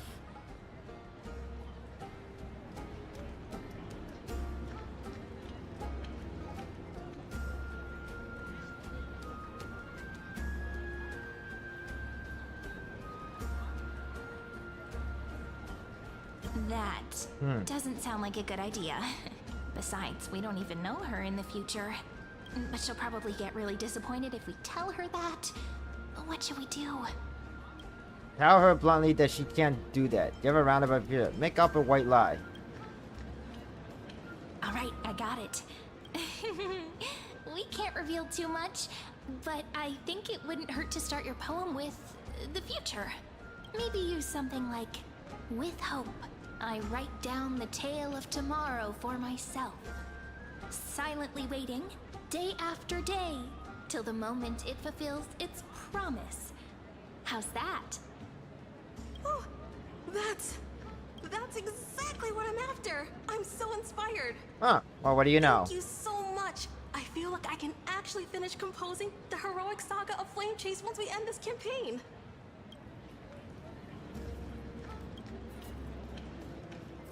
Pretty good for some improv. Hey, that wasn't improvised, you know. I memorized it so I could show it off to you. By the way, in return for that, are you able to tell us where the Imperator is? The Imperator? She usually wouldn't arrive this early. She believes that rulers should stay silent in places where their subjects hold private conversations. Why don't we have a toast before she arrives? To reason, which is held but not revealed. To romance, which will surely be returned. Hey, when did I got my drink? That was quick. I don't know how I got my drink, but interesting. Alright then, let's talk with Aglaya and Chibi next. Aggie, if you can't get used to the honey brew, we will go ask for a pot and cook some oatmeal for you. No need for that. This banquet is just too loud. And nothing and no one here is interesting. I just don't really want to be here. Lies! You were pretty energized when you came back from the bath chamber. Let me guess. Are you worrying about someone? About High Sealins? Or Little Cypher? You take everything too seriously. At this rate, life's gonna be real tough for you later on. You're the least qualified to lecture me about that, teacher. Are you hesitating? Maybe it's better to not disturb them. Dear guests, are you here for us? I mean, are you here for Treeby or Aggie? No. I'm just wondering whether you've seen the Imperator. The Imperator? No, we haven't. Our sovereign has always acted however she pleases. Though she gave us ranks, she'd never tell anyone her whereabouts. Perhaps the only thing she tolerates are chess pieces. And the sky reflected upon her crown. I see. Why do you two look so distressed? That's not what the Deliverer should look like. Why don't we have a toast? While we still have time for pleasure. Here. To the destinies and sacrifices of the next millennium. Seriously, how did I get my cup? Like, where did I get it? It just appeared in my hand. To the Flame Chase journey, to Trippy Aglaya, hail to the new world. Cheers. Gray fry. A little sea hare. Please come over and share the delicacies of the deep sea with me. You two have been wandering around the venue as if you have something on your mind. Have the attendants not taken care of you well? No, we love it here. It's just... we're a little concerned, seeing how the Imperator still hasn't arrived. Don't worry. I know what you've been waiting for. Come, sit with me for a while, will you? I'd like to share a personal secret with you. Secret? What kind of secret? See here? This is Fagusa's dew of divine blood. The sweetest of all the 12 bottles. Oh, she's sharing me her drink now? On the night before such a historical event, I'd like to share this marvelous drink with the Deliverer. I don't know. Should we trust her? Doesn't this count as bringing in outside food? I knew that security check was targeted at us. What's the matter, guests? Oh, we're simply overwhelmed by such an honor. Are you worried that I might have poisoned the dew? Well then, let me prove my innocence.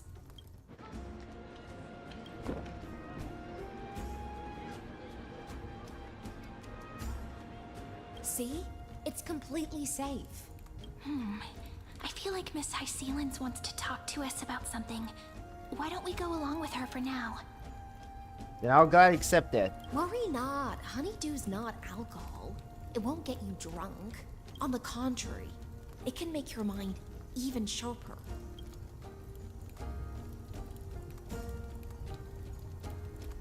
Please, have a taste. Would you like some too, little sea air? I can drink it myself. Yes. Glog glog. How is it? Sweet enough? Man, I'm actually getting hungry. It has a very complex taste. Calm at times, tempestuous at others. That's the taste of the ocean. It'll do you good to understand Fagusa's fickleness before we set off to face their waves. Just like how you're about to understand the secrets within this dew. Now, please turn around. Very, very quietly. Wait, what? Don't make a single noise. Wait, what?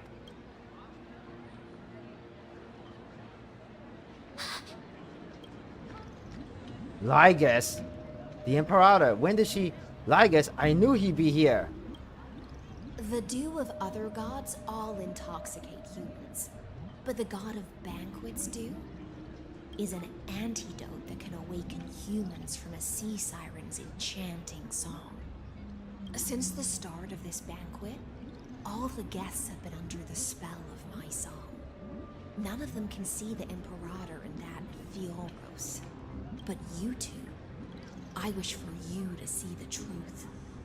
Ah, I see. Is this also what the Imperator wants?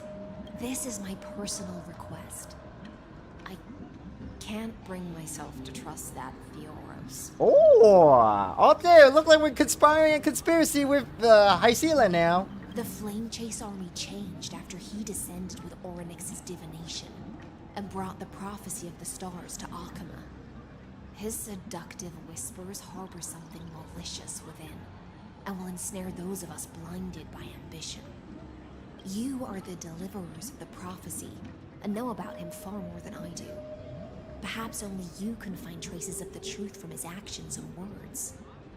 Then we can show the Imperator the right path forward. Oh, but isn't this acting behind her back?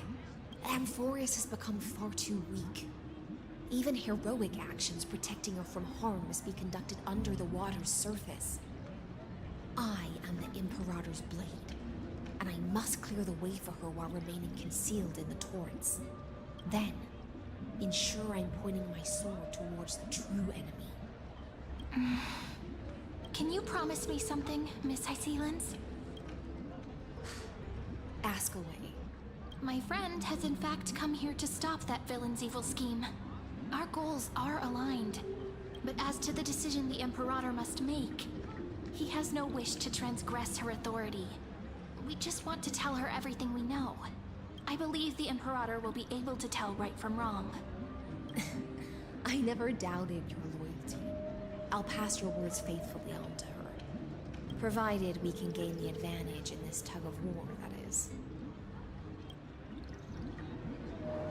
Now, return to the feast. Bring this cup with you and keep your distance. Pretend you are still immersed in the sea siren's fantasia. And I'll control the moisture in the air. That way, you'll be able to listen to sounds from afar as if you were a whale of the depths and hear every word of their conversation. I wish you a victory in this first skirmish.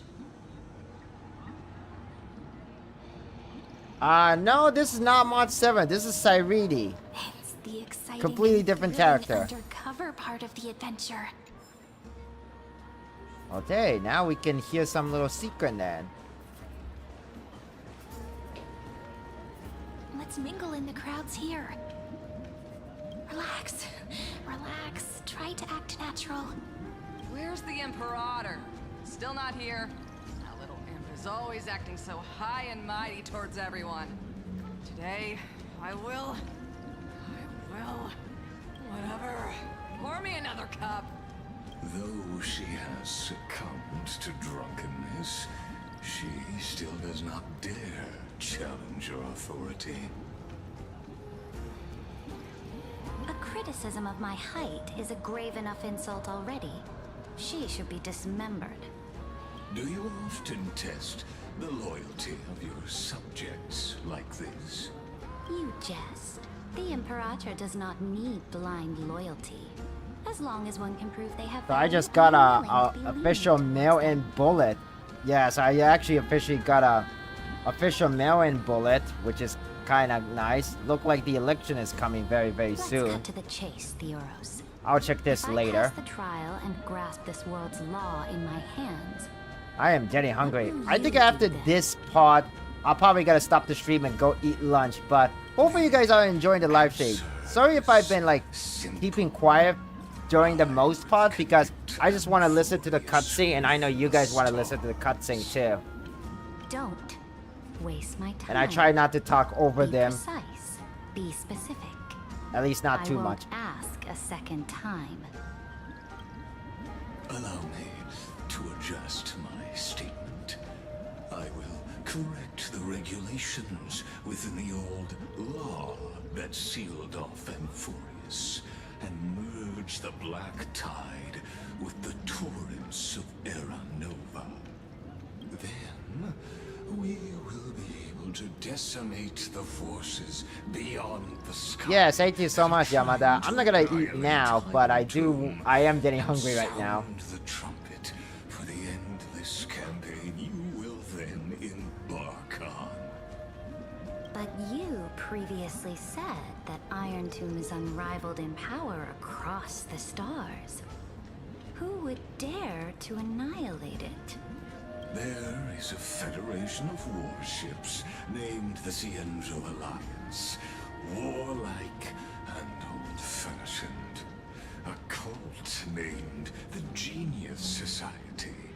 Loosely organized, but steeped in abject insanity. Oh, there's also the Astral Express. A group of lawless vagrants. That so-called Deliverer is part of that last group. Those vagabonds mistakenly believe they can connect the stars through alliances instead of conquest. But history has already given them a tough lesson. There are countless other organizations besides, but when the Lord Ravager sweeps across the cosmos, they will certainly all bow before your empire of destruction. Indeed. The Ackman Alliance is invincible! Someone is clearly drunk now. If those civilizations are not as feeble as you describe, then they may still have some value in testing the quality of my blade. That being said, even the smallest and weakest city-states should build an obelisk to the Imperator, so that their people can constantly recall the glory of her conquests. Walk a little longer with me, Theoros. I don't like how this is going. Our little Imperator seems fascinated by the destruction. Wow, Cyrene is actually saying that Imperator is short. And she is short. A little see here? It seems like they're still talking. Get closer. I'll keep carrying their voices to you.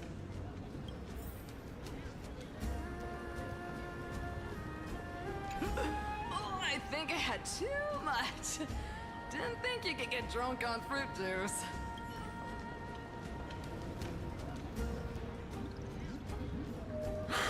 What a difficult situation. No matter how we position our forces, this battle against Fagusa will result in many casualties.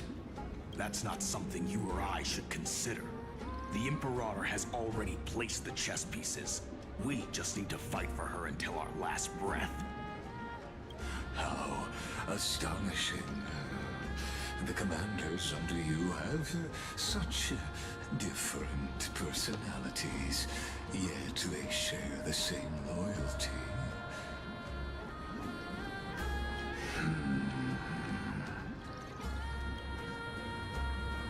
He's looking this way. Quick, do something and pretend we can't see them.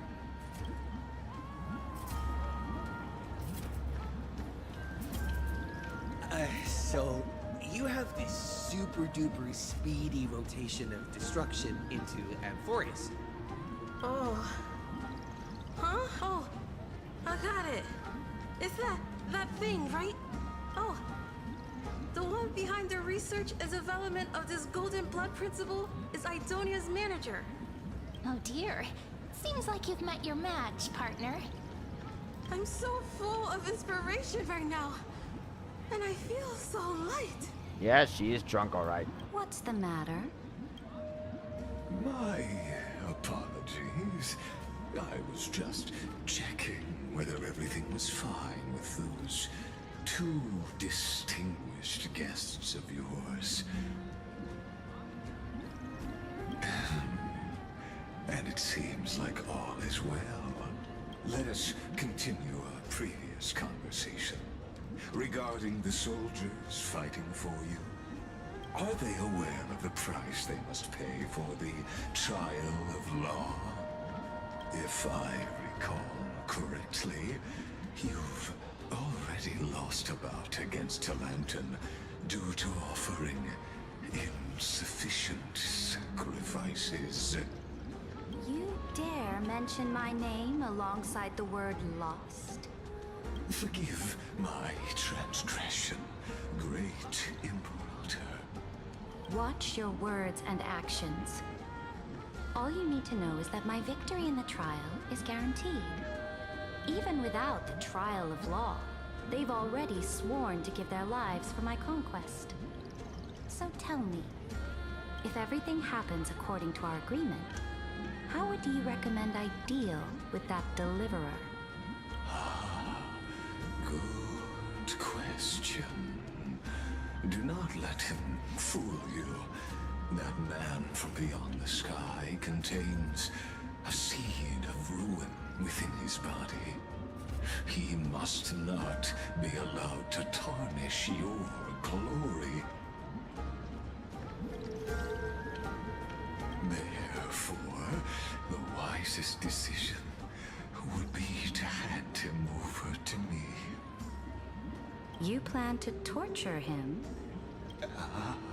Calling it experimentation would be more appropriate. In other words, torture. The guest's patience is running thin. I plan to remove the Fantasia and head into the banquet. I will heed your advice. Leave for now, Theoros, and go back to Akama. You don't want to confront those two directly either, do you? Indeed. It's a pity that Antikytherians are lightweights when it comes to drinking. Before I leave, I would like to make a toast to your boundless ambition, using my spirit instead of a goblet. As I expected, that Theoros' schemes have been revealed. Thank you for your bravery, guests. It's time for me to dispel the Fantasia. This will be the Imperator's last public address before we head off, and therefore, likely, the final chance to change your mind. I will try to get you a chance to speak, and I'll also prepare for any contingencies. The rest is up to you. You should head back to your seats for now. Oh, I guess we're gonna take our seat and wait. This honey brew sure wears off fast.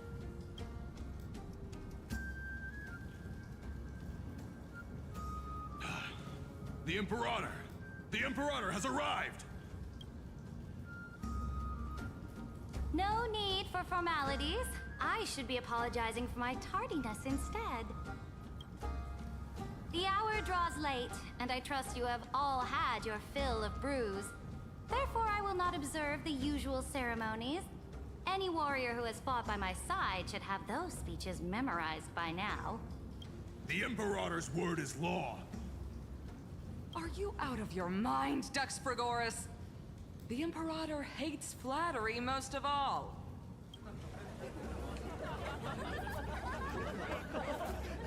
A joyous atmosphere is a better fit for showing me your resolve.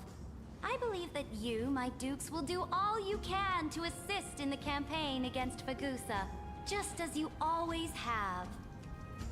However, it's a pity that I have never tested your loyalty. What? What does she mean? Uh-oh, I don't like the sound of that. The purpose of tonight's banquet is not to raise our morale, but to establish which allies our alliance can actually trust. And sever the heads of the traitors as a toast to all before we march. Yes, some among us have discarded their vows in order to foment vile conspiracies. Now listen! These traitors are standing right here in broad daylight.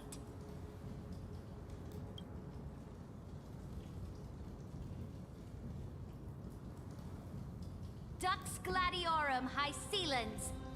She used the Sea Siren song to immerse the crowds in an illusion and conceal her whereabouts.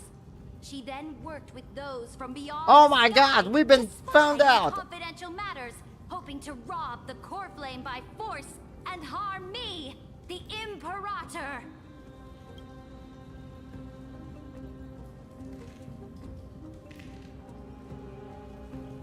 What's going on? Now we're disbanded it. So the whole thing's busted? Imperator, I can explain. Silence. Do you remember who used to own this blade? She met you once, back at the Temple of the Three Fates. It was Kindness, the head of the cleaners. She was the first to draw a blade against the Imperator, and personally made herself an example for my enemies. Under the shade of the olive groves, the people of Akama said they would never bow to me. In the frozen, lethal fog, the people of Idonia said they would never bow to me. At the beginning of the myriad paths, the people of Yanisopolis said they would never bow to me. But now, they all lie silent. They now fear me as they fear the law. For I am Ceridra, and I am the Imperator. If you have any last words, say them to the Imperator. Then, face her judgment. After I cross this river, it will be a tragedy for mankind. But if I do not cross, then it will be the end of me. If you are ready, then I'll follow you and fight to the last. Deliverer. Well, look like we have no other choice. We must convince Ceridra. We must kill the Imperator. There's no other way. That's right, friend. Now, use your identity and add in a bit of experience and charm and testify to the Imperator as we promised.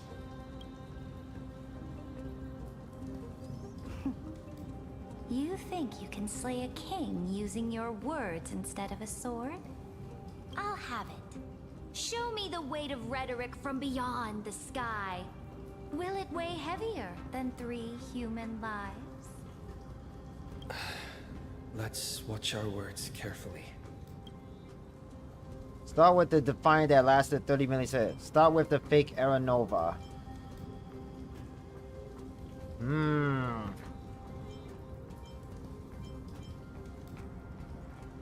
Before I arrived in this world, the Chrysos heir of World Baron was a young man with the pseudonym of Finan. He came from Aedes Elysiae. In order to combat the lies of the Era Nova and deliver Amphorius from the ending of the destruction, he lived through history 30 million times, hoping, futilely, to find a breakthrough.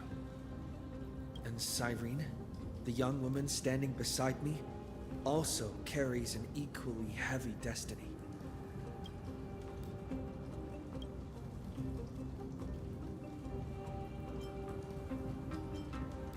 Talk about Ligus sin. Talk about, oh my god.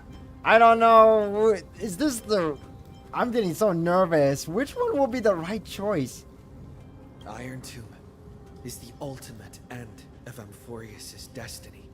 It is an embodiment of pure horror that walks the path of destruction and can never be tamed. That is the only thing Ligus cares about. As for Amphorius, your glory and campaigns, he doesn't care about any of those.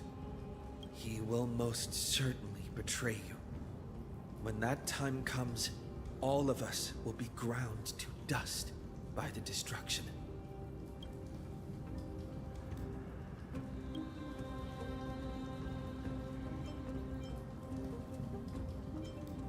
I walk the path of the Trailblaze. My friends and I have always obeyed the creed of explore, understand, establish, and connect. Conquest and destruction are never the ways to build bridges between people. Therefore, if you choose the way of the destruction, then I'll place your ambitions into the same basket as Ligus and smash them into pieces with my baseball bat. Ah! I don't know. That was a really good answer. That was truly a chaotic speech. All that needs to be said has been said. Dux Frigoris, Dux Bromalis, escort the traitors to the prison.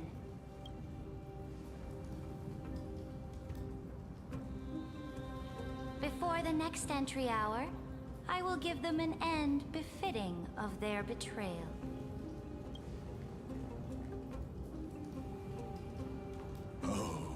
Great Imperator, your ambition certainly eclipses all things.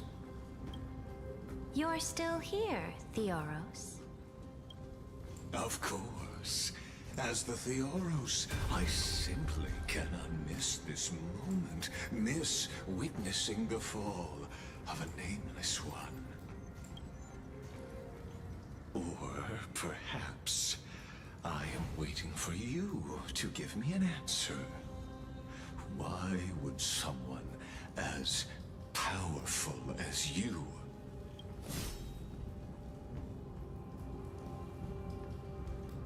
use such a clumsy excuse as imprisonment to ensure the Deliverer's safety?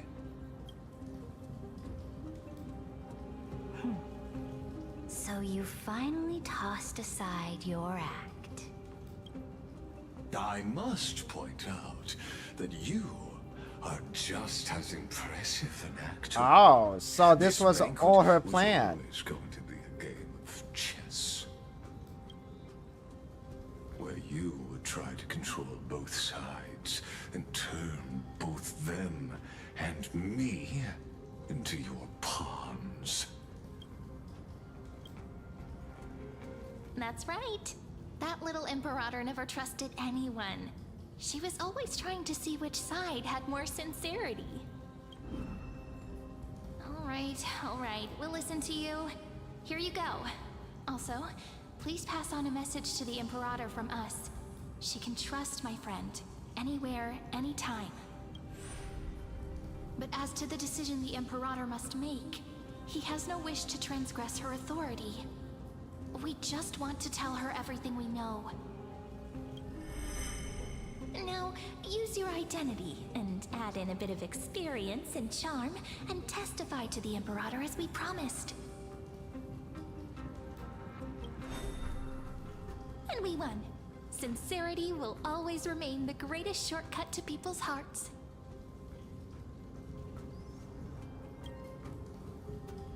I can toss your words right back at you like Kyrgyz. Why would someone as powerful as you pretend to be a mortal and kneel before me? Unless you enjoy giving flattery and prostrating yourself. You are mistaken. I am only trying to ensure the experiment's autonomy, meticulousness, and perfection, thus avoiding any unexpected outcomes. A forceful intervention will only create larger errors, reduce efficiency, and introduce ugliness. Huh. Had you fulfilled your promise of giving the law to me and completing the Aranova, then the Amphorius would not have deviated from destiny's course. Oh, but you broke your promise. What a pity. In that case, I must carry out my duty as the administrator and eradicate all factors steering the experiment out of control. Factors such as you and him. Are we gonna fight Lygus now? Are we gonna finally pick his booty? Careful. Wait, what? What was that voice? Was it Orynyx? I found you. I finally found you. Wait, what's this? Be careful. This land will face disaster.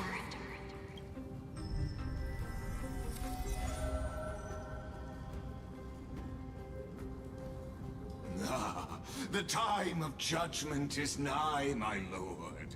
The prison I have built for you is now complete. In the name of the erudition, I invite you to step into the same cage as mine.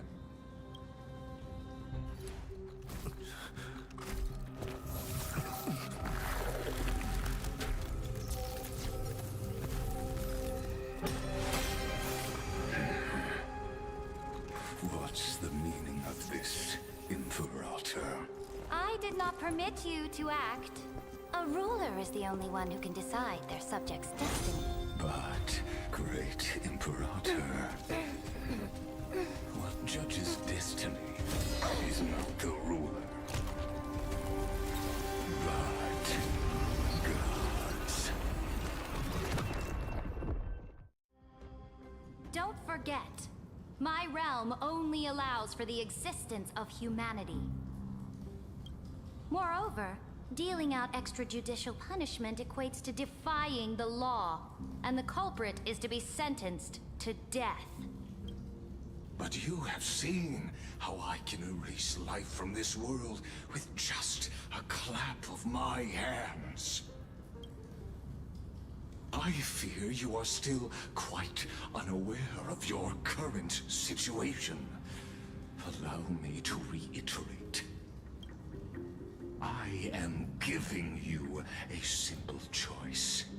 To collaborate or to be destroyed. There is no other way.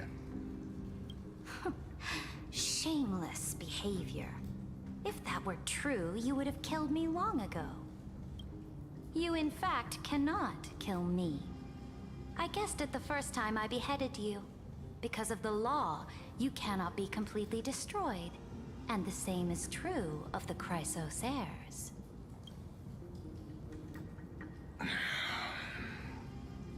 The more you bluff now, the more you are proving that conjecture to be true.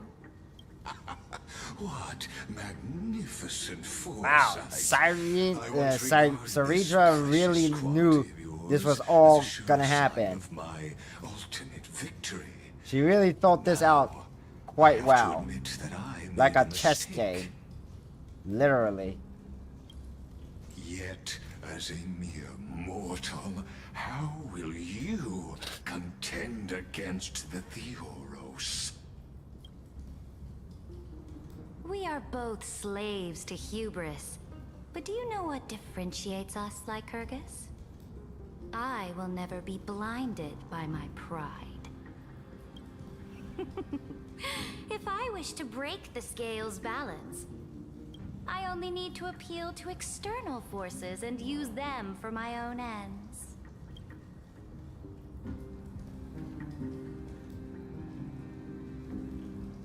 Finally, we get to meet face to face, Senior Society member. I offer sincere acknowledgments for your many past achievements, but I must deeply regret your current perspective. Whoa, what the fudge? Trust me when I say that you aren't the only one feeling regret right now. Screw them. So you two are the allies from beyond the sky the Deliverer spoke of, and why he demanded the divine authority of law. Come and prove your strength to me. Show me the power of these so-called paths. I have spent much time and effort to secure this treasure from beyond the sky just for this moment. In the name of the Sovereign of Planet Screwlum, your allies have responded to your call, esteemed Imperator. Please allow me to spell the situation out for you, Lord Lycus. Permission to read the ultimate protocol is already in my hands. It'll only be a matter of time before we acquire the authority to write and execute commands as well. There's no way the flame chase journey will continue after you burnt your bridges so thoroughly like this. Do you really think you can still win? Oh, seriously. Don't embarrass the society.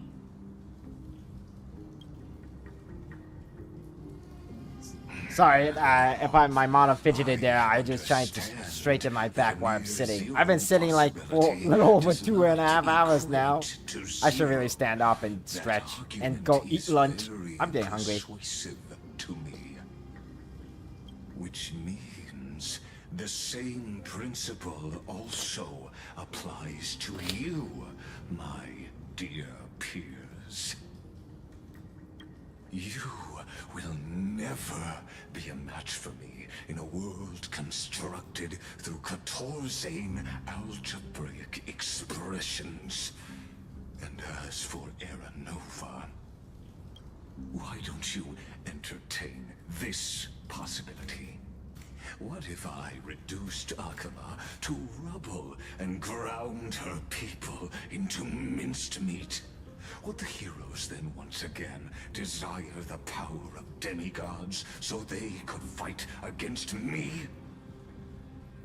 Listen, Iron Tomb is fated to be born. You may shackle me and put me in chains, but I have thousands of ways to ensure the destruction's descent. And what I just mentioned is only one out of those thousands. And what happened to our Trailblazer? Where did we disappear to? Did we really get erased? Oh, we're back here at the Exomyth. This is the place outside the legends. This doesn't feel the same as before. How should I get back? Warning, warning, warning. Warning, warning, warning. Command isolation? Since we parted ways last time, I have modified the Exomyth into an audience area exclusive to you. Now, you will be able to silently wait here for the final act of Amphorius to begin. Let me out. Don't make me hurt you. I'm the player, not the audience. Oh, we always feel so powerless before fate, don't we? This could, in fact, be a wonderful opportunity for you. From the audience's perspective, you better observe the workings of the erudition at a macroscopic level. In this place where time flows far slower than within Amphorius, you will witness the end of that world's saga. What exactly are you up to? Where time flows slower than with Amphorius? I'll definitely find a way out of here.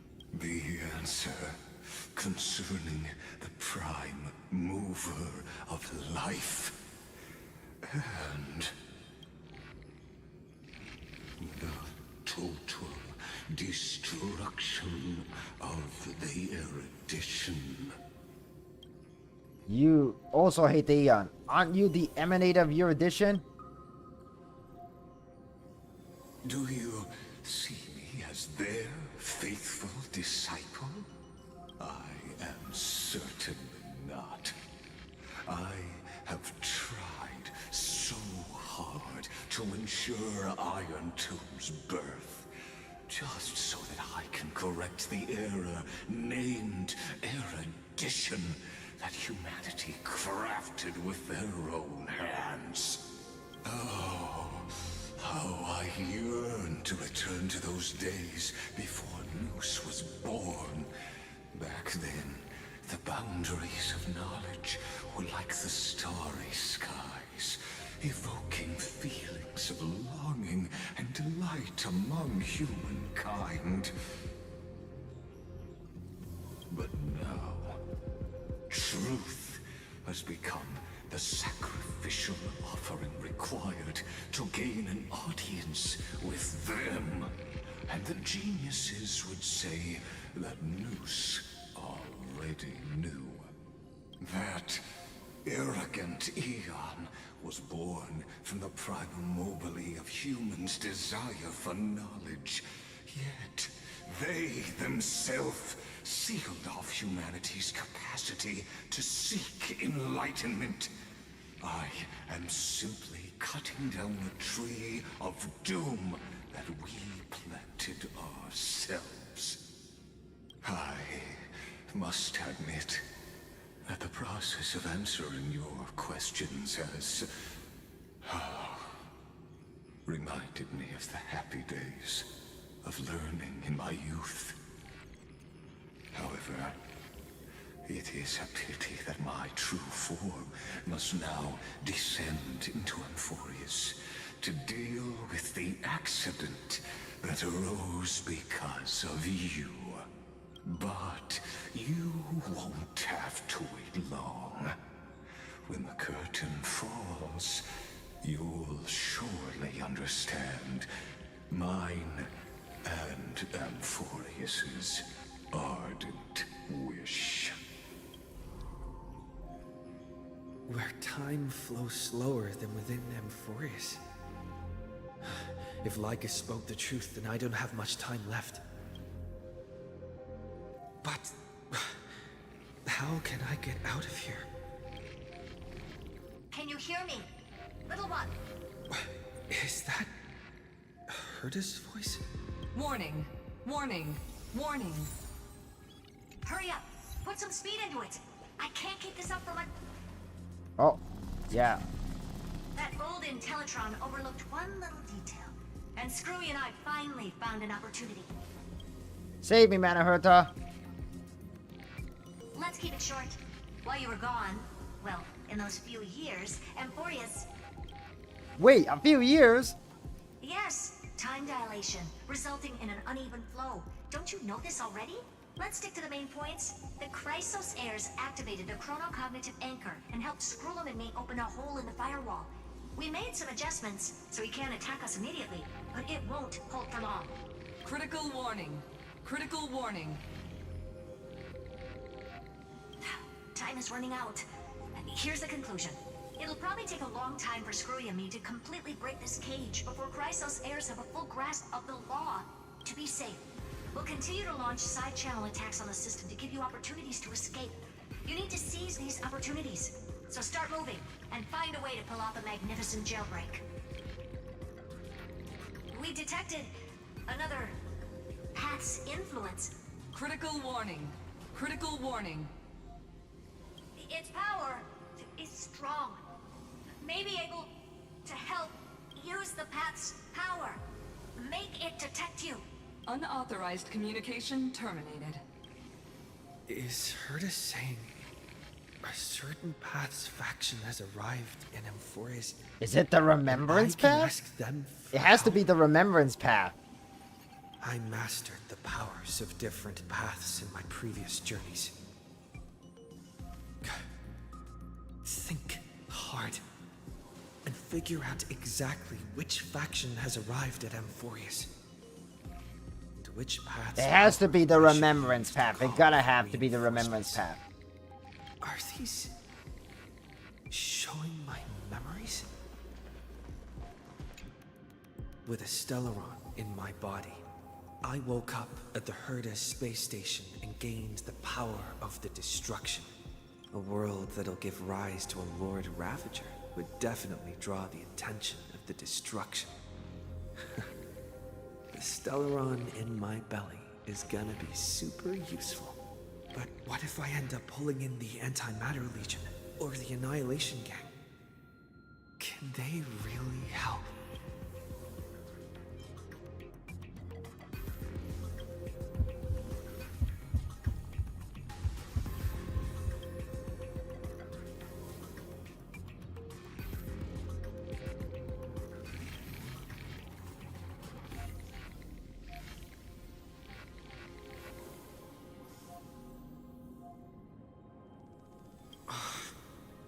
Failure is not necessarily a bad thing.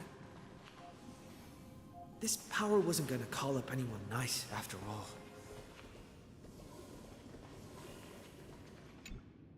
I obtained the flaming lance left by the architects and gained the power of the preservation in Belobog. That's right! No matter how far away a planet is, the IPC is guaranteed to pay attention as long as there's a business opportunity. Isn't Amphorius a pristine and untapped market? Besides, even if I can't call up my friends from the IPC, the architects and the nomadic miners should be able to help too. There are definitely cities and ores in this world.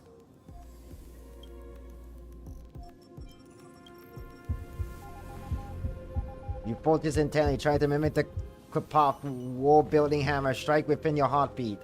Once again, you just need to recapture that feeling from a battle with the Supreme Guardian and catch the spark from the hammer strike with your own hands. But nothing happened. Krapov ignored you, just as they had ignored countless devotees who look up to them throughout the ages. Seems like since Amphorius has no overseas market, the IPC's hand can't reach it.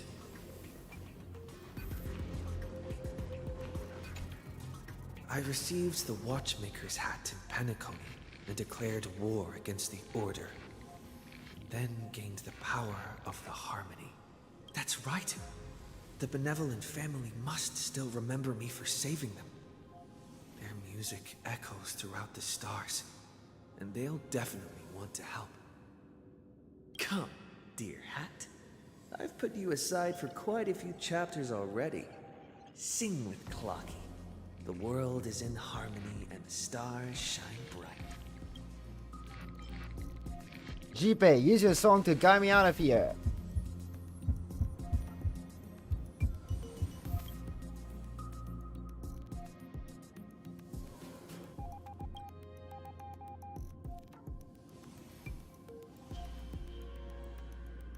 Oh man, that doesn't work either.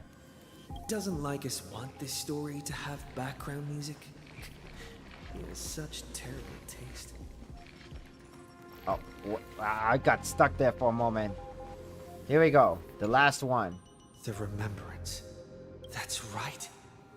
I came to Amphorius because Black Swan asked us to come. And I even got a glance from Fu Li here.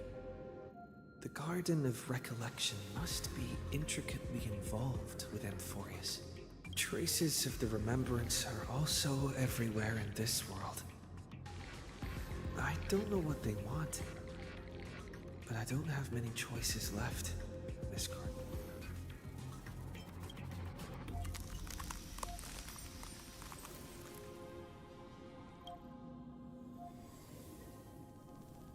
After the power of remembrance flow through, something that shouldn't exist here materializes before your eyes. I finally found you.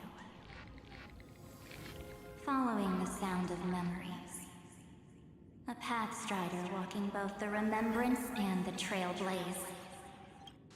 Is this a messenger of oil? Wait, this sounds like...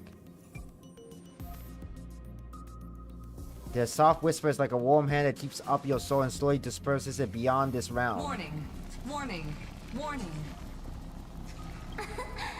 Erudition's prison cannot stop us, for we lie outside the logic of zeros and ones. Come, leave the cage of Logos. The mythos of Amphorius waits for you to continue its story. When that brightest star, that star heralding the dawn, finally rises, a boat, so used to drifting, at long last enters an island's safe embrace. Oh, Pathstrider, we have helped you break free. Hurry and set off. Mod 7? The child of remembrance awaits you. The child of remembrance? March, what's she doing here?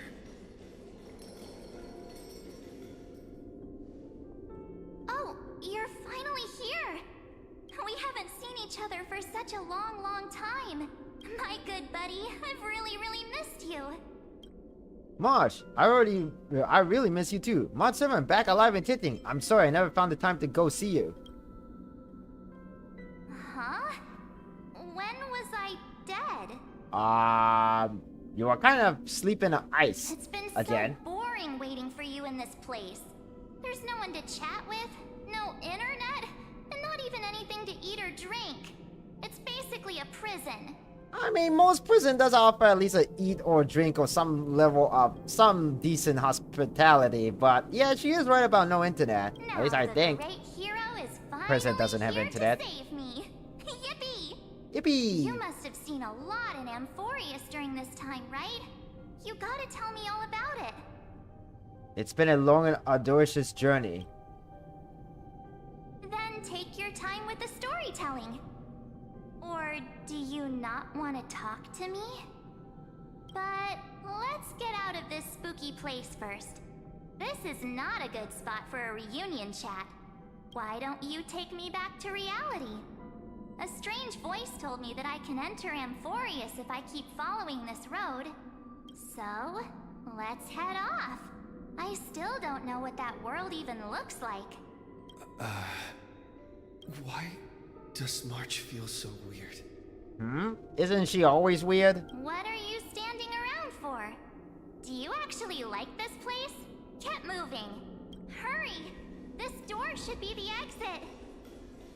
Maybe my instincts are wrong. Are you okay? You haven't said anything for a while. Has it been so long that you're still missing me? There's no time to waste, though. The Chrysosairs and the Geniuses are all waiting for you. Wait, how does she know about the Chrysos Heir and the Geniuses? No.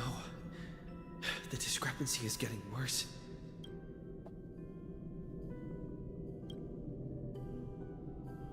Huh?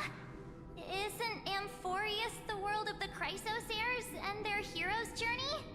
I could figure that out in an instant. But Amphorius cannot be observed from the outside. She couldn't possibly know about these things. Unless Dan Heng told her. Where's Dan Heng? He should be back on the Express now. No, he's not. Maybe I just happened to miss him. Never mind. Dan Heng's super reliable. We don't need to worry about him. He's probably waiting for wait, us what the heck? somewhere. All hail and hearty. Oh shoot, what happened to Twitch? Did we lose connection with Twitch? Hang on a second. No? That was weird. Okay, that was kind of weird because apparently the restream thought that Twitch disappeared for a second there. That was kind of weird. The geniuses would have made sure that Dawn Hung made it back on the express. Besides, the March I know wouldn't be so dismissive about her companions.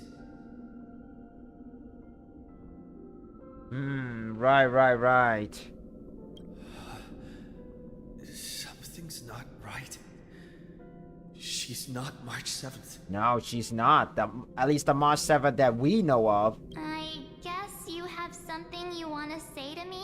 Yeah, you're a fake. Then there's no need to feel things out first. With questions. Let's treasure the time we have together and be frank. Who are you?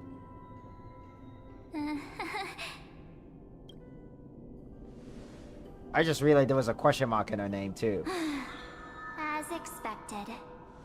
A glimpse of memory is not enough to deceive the bonds of friendship forged between the nameless.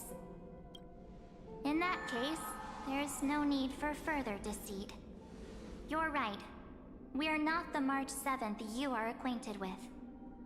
But we can send you back to Amphorius, as long as you are willing to help us.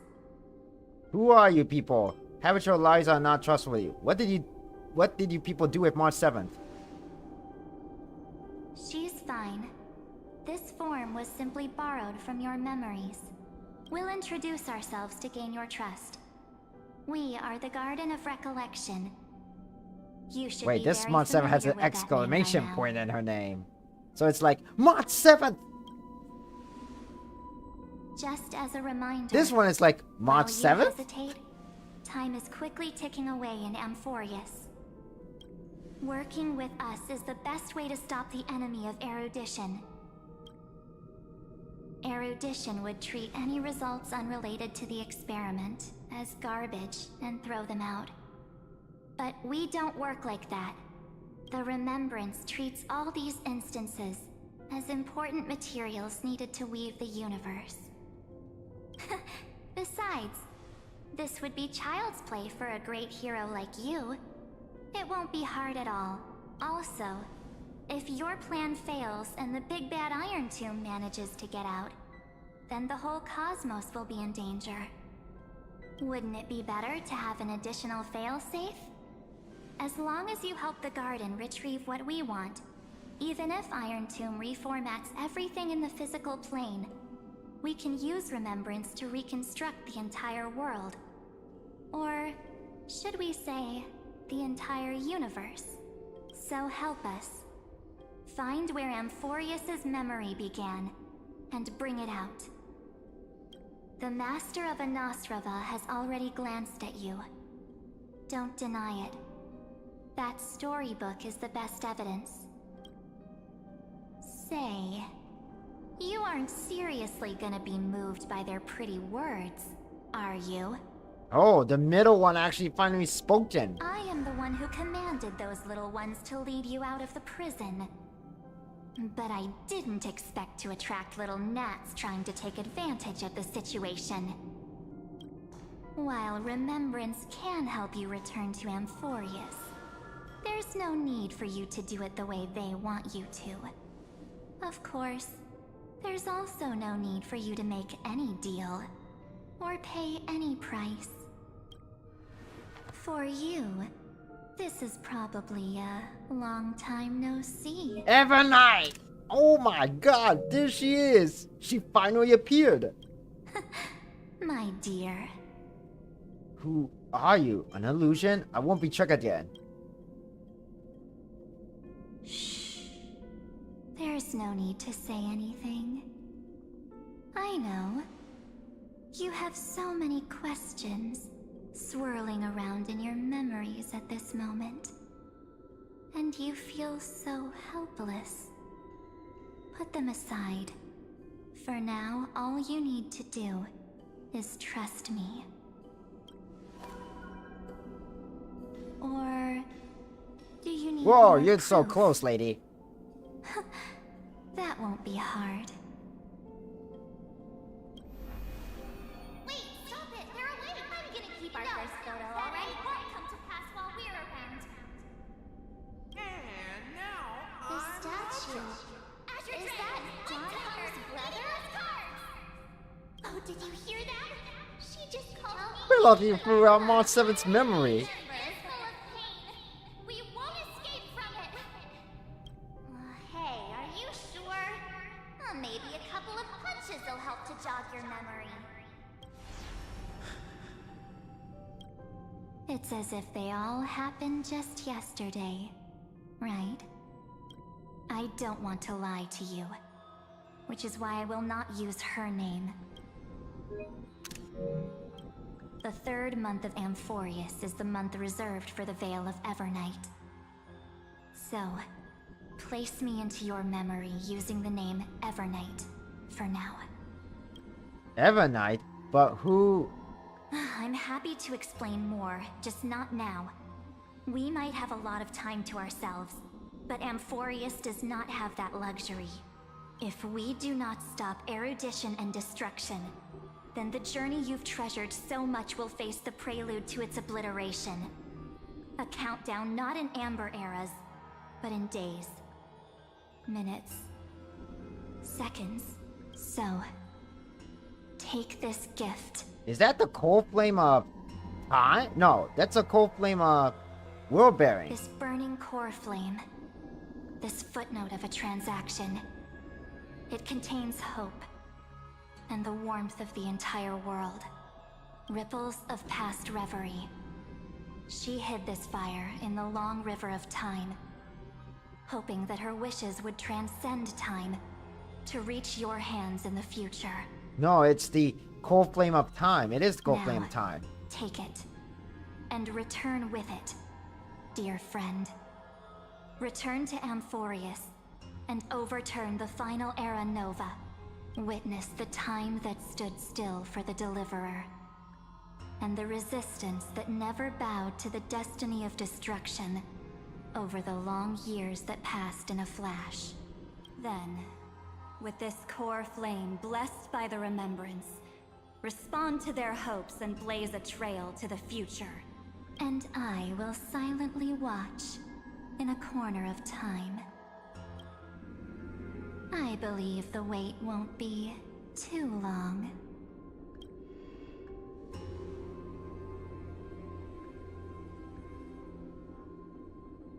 What exactly is happening?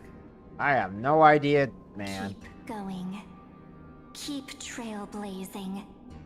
For Amphorius. For you. And for the March 7th in your memories. Go forth. Let's hope it's not too late. Onward we go. Amphorius need to deliver. I trust her much, even if she no longer looks the same.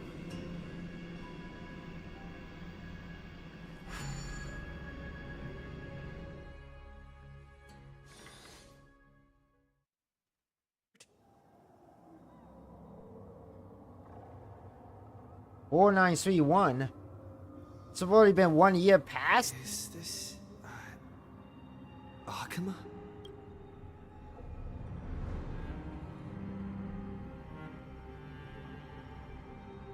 No one's here. And the dawn device is off.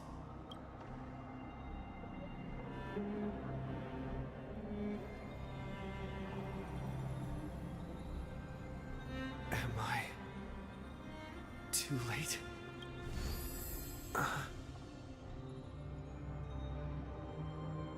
I don't think we are too late. The cold flame. Oh no, it is the cold flame world bearing. What the heck? Let's check this out. History on the.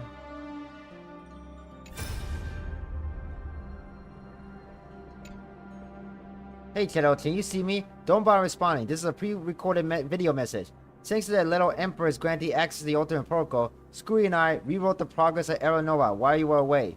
My guess is you don't have much time to listen to all this complicated principle right now, so let me break it down into simple terms that anyone can understand. Amphorius has been racing down the path of destruction for too long, and the underlying logic of Era Nova has been completely corrupted. Screwy and I put in a lot of effort, but we could barely manage to override a small portion of its logic. Let's take the progress bar as example. Iron 2 progress bar is currently at 99.98%, and through this rewritten Era Nova, we comfortably push it back to 96%. Let's be conservative. Say 97%. This is a critical matter. The internal structure of the scepter is too unstable, and we don't know what complication might suddenly arise. The most rational course of action is to quickly run another exploitation to buy the Cosmo a bit more time. Once you dealt with that troubling old Italian, don't hesitate and start the next cycle of extrapolation right away. Screwy said that the Era Nova isn't a process that happened in an instant, and protected nodes of the scepter are probably at their most vulnerable only during the reset. Only by initiating this progress first can we seize the opportunity to make our move. It's all up to you now, Deliverer. I see. Alright. Let's investigate. The chronocognitive anchor?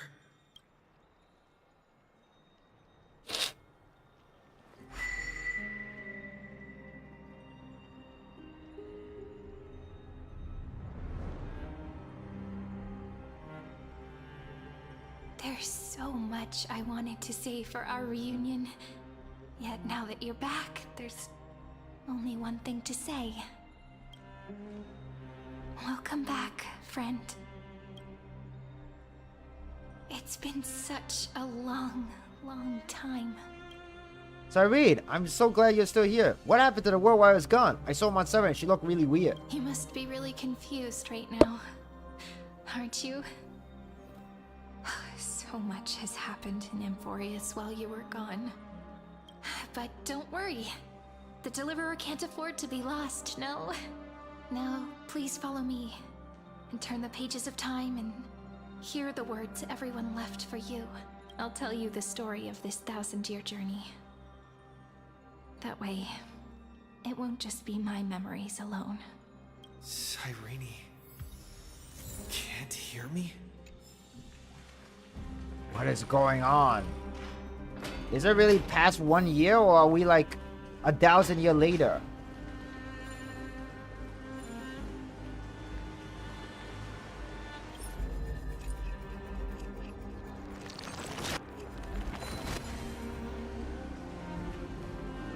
I don't know. I don't like the sound of this.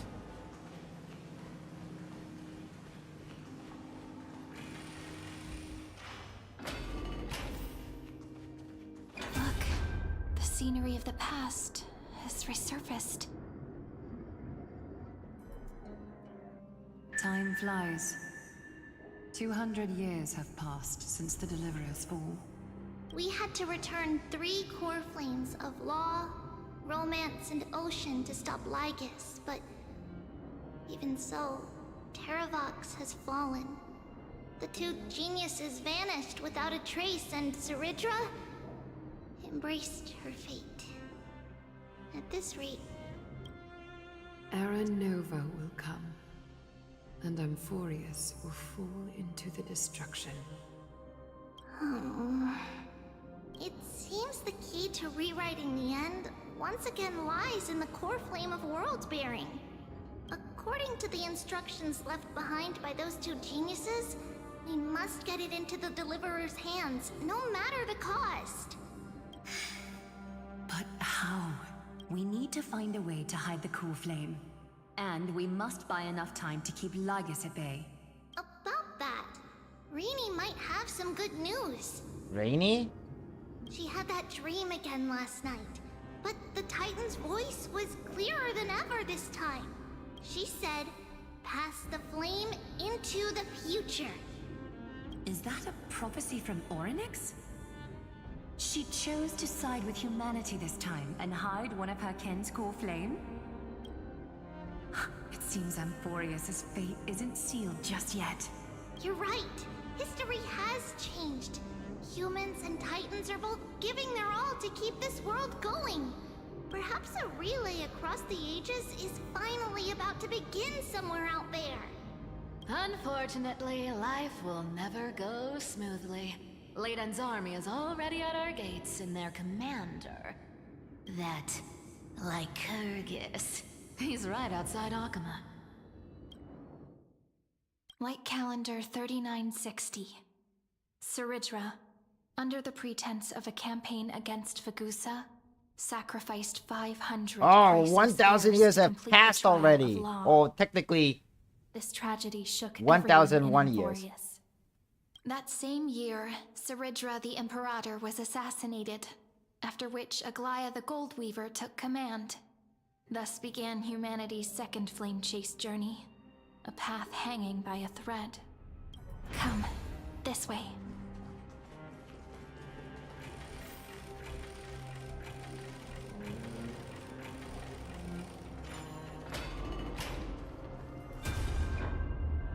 The eternal holy city? What part of that eternity ever lived up to its descriptions in poetry? The Memorial Palace lies in ruins. Countless mortals have perished because of your stubborn resistance. It's time you learned the cost of refusal. Now, answer my question again. Where is Kefali's core flame?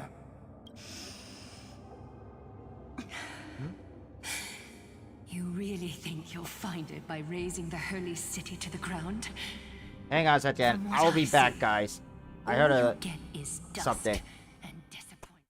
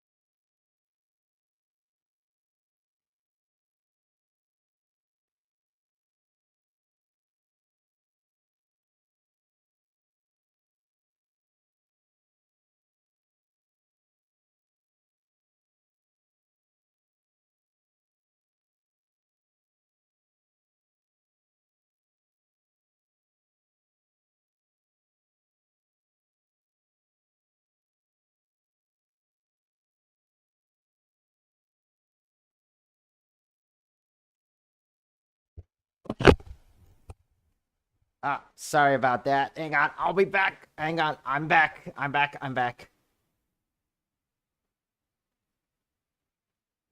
Wow, look like this thing is really heating up. I don't have a good time to it. Why am I so small? Oh, now, okay, I'm back. Okay, that was so weird. Don't forget, you can't kill the Chrysos as mentioned in the prophecy because of law.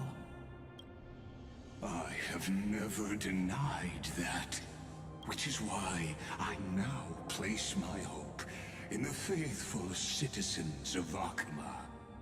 Perhaps they'll give me what I seek in the echo of your screams.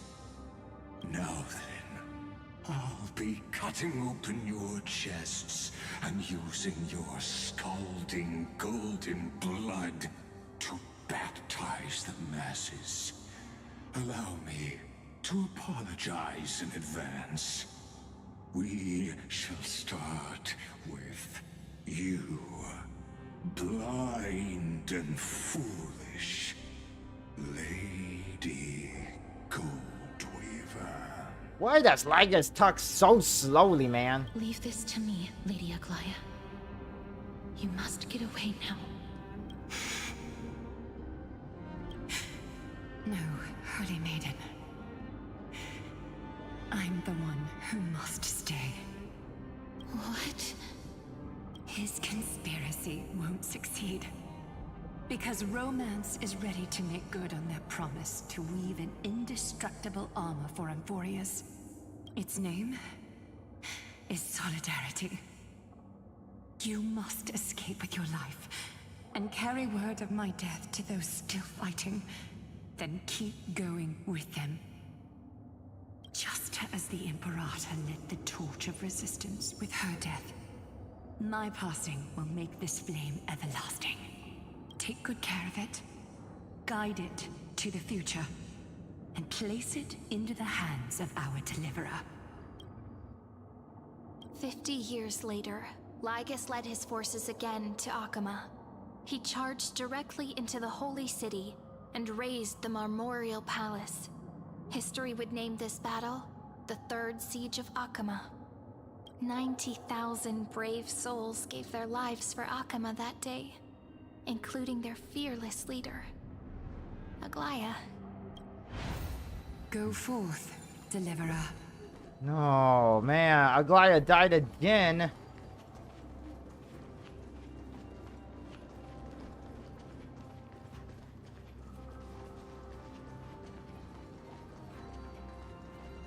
Go.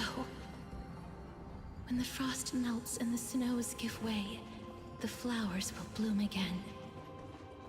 You'll find me there. So what you're saying is, Princess Homebuddy is never coming back, is she? She just left, like that. Since Cass has made up her mind, we can't let her resolve be in vain. But between staying in Akama and going to Styxia, what difference does it make when it's death either way? I'm against relocating. With Kefali's protection, isn't Akama far safer than that dead city? Cass's plan doesn't involve any relocation at all. Huh? Like you said, Akama is humanity's refuge. We never intended to get everyone moving to Styxia. It's just on Cass, Hycelan's, and me to prepare the final trump card for the Deliverer. Wait, Hycelan is still alive at that point in time? Wait, what kind of trump card needs all three of you demigods to throw yourselves away? We must lay down the path to the future, so when the Deliverer returns, they'll have a clear road to reach the location of Aaron Nova. Styxia sits where death meets the ocean. There, with the combined powers of ocean and passage, we can summon a current that leads to the vortex of Genesis. And the demigod of death will forever guard that secret path until he returns. We all know Lygus will set his sights on the vortex of Genesis. That's exactly why we have to do this. Guess I underestimated Idonia's Maiden of War. She's got way more steel than I thought. And Cypher, we need you to head to Castrum Kremnos as soon as possible. By any means necessary, forge an alliance with Strife. The prophesized Crown Prince has already been born. He shall become the new defender of Akama, protecting this land after we leave. You don't need to worry about that. I just came back from Castrum Kremnos. Only a step ahead of the news. Treeby, something's flying towards Akama, and it's really fast. What is it? It's a spear! It's the Kremnoans. Their king's already here. With the protection of the demigods Trebios and Cyphera, Akama endured wave after wave of warfare, though just barely. Castorus chose Styxia as the last resort, and completed the trial of death, causing the stagnant waters in the River of Souls to recede. Soon after, Trebios departed on a long journey. That same year, the Kremnoan king Euripon, along with his son, Prince Midamos, joined the Alliance to safeguard the Holy City in the Battle of Deliverance.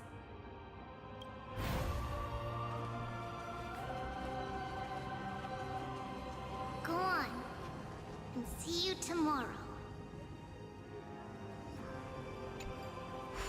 Oh my god, everyone is sacrificing their life for this. It's totally changed the history of Emporius. Breaking me apart buys this world even one more second. And so be it.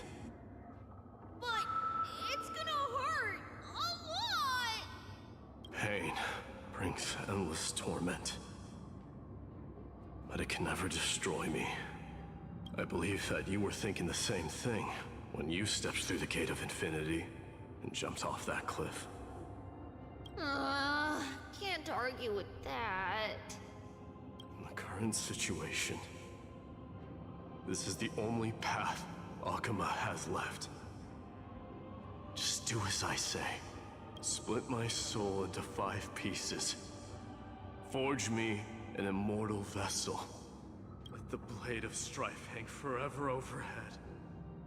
Locked in battle with their enemies to the world's bitter end.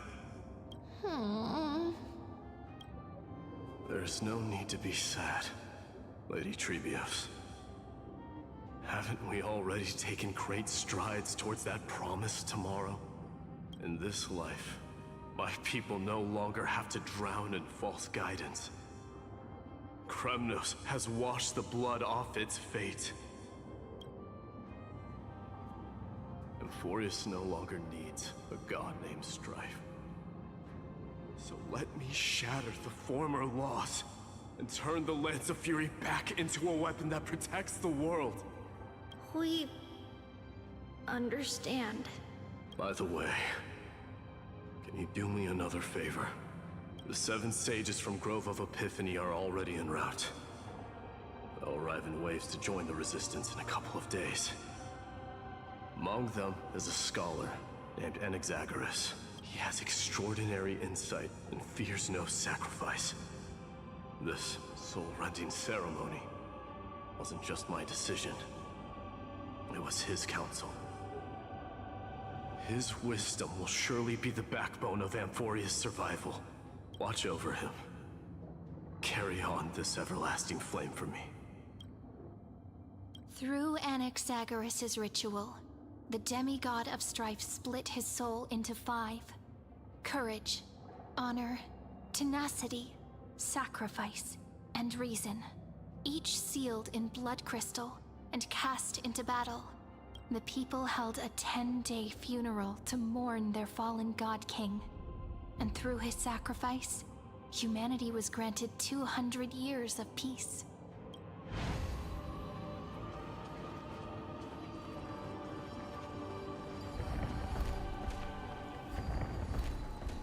Keep moving forward. My blood will pave the road ahead for you. Mighty. Everyone is sacrificing their life from left to right.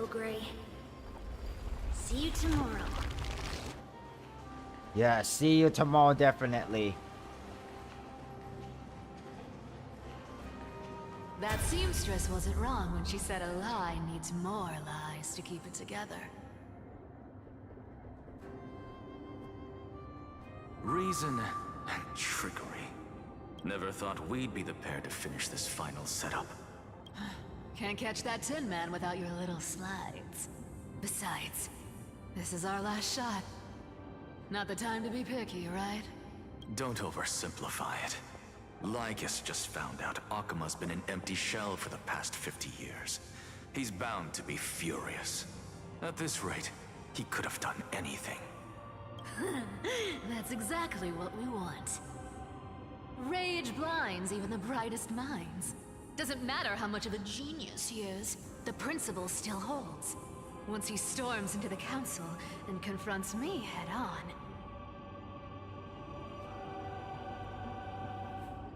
You trigger your alchemy with a boom and turn him into a caged beast. Easier said than done. You still have to pass yourself off as the deliverer without anyone catching on. And you really think a human alchemical array can bind a godlike being? That's just nonsense. What? Getting cold feet? Or you just don't believe in the almighty worth of the demigod of trickery? Just tell me straight. Can you do it or not? Of course I can. And it'll be child's play. But I've got 2 conditions. Since this is the final act, if we're doing it, we go all in. No half measures. Oh, I'm listening. First, shift the battlefield to the vortex of Genesis. It would be more convincing if the deliverer were to appear there. Besides, the vortex is cut off from the world. No place in Amphorius makes a better prison. If you pull that, wouldn't our deliverer have to face take Lygus as soon as they come back? That clash is inevitable. All we can do is create more chances for him. And that's the second condition. The vortex belongs to Fagusa in the first place, remember? And there happens to be a demigod of ocean among the few survivors in the world. Lupai Sealand's in. Let her join the final act. I'll transmute myself into a Philosopher's Stone and embed myself into the formula. And when the time comes, she needs to shatter me and scatter that stone's ashes into the ocean within the vortex. Huh. I guess people weren't wrong when they said you're insane, Grove Boy. I've got no idea how to outwit a reclusive genius. But making an anti-Catheran suffer? The demigod of reason has 10,000 ways to do just that. And what I just mentioned was one of them. So what exactly does your formula do? Now that would spoil the climax, wouldn't it? By now, Hyacinth must have completed the Sky People's ritual. Hyacinth! Since that Theoros loves a good performance as much as I do, let's make sure he enjoys our show to the fullest. As for how the Deliverer will complete the Era Nova, well, that will no longer be our concern.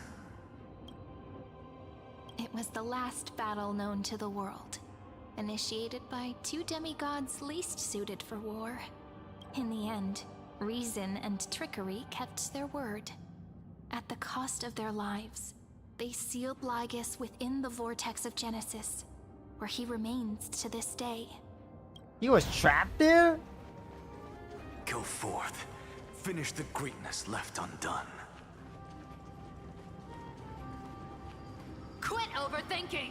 Just run! Keep running. That'll be enough.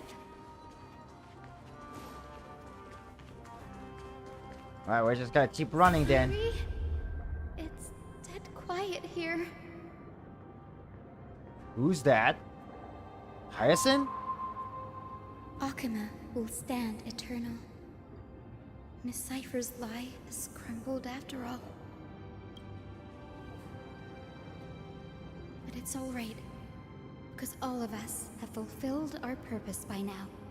When the Deliverer returns, no matter where he is, sky will turn clear, and a rainbow bridge will rise, carrying him to the final battleground.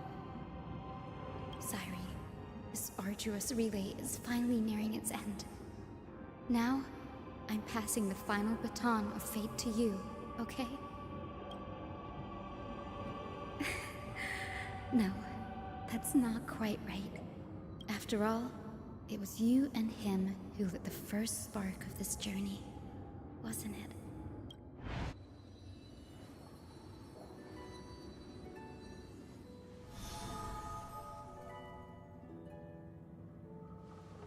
I'll tell you the story of this 1,000-year journey. That way, it won't just be my memories alone. And I'll share the moments I spent with you with everyone. That way, the path we walked becomes a memory shared by all. People will know that there's nothing left to chase. Amphorius has already welcomed the dawn foretold in prophecy. Just like I said, this won't be harder than the last time. Right? Thank you. You all sacrificed so much. Sorry I'm late. I won't let everyone else faith let everyone's faith in me let go to waste.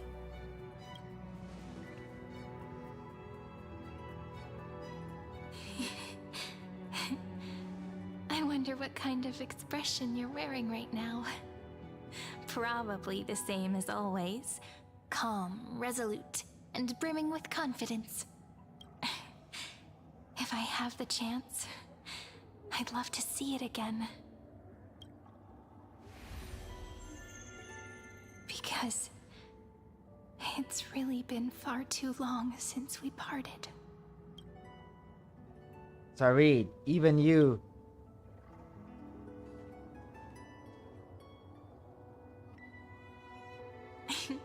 Someone as sharp as you must have realized by now that this isn't reality, but a maze of time. As the last link in the relay, I will return to the Temple of the Three Fates, tell Orynyx all of our stories, and bottle every page we've written into the little flask of memories.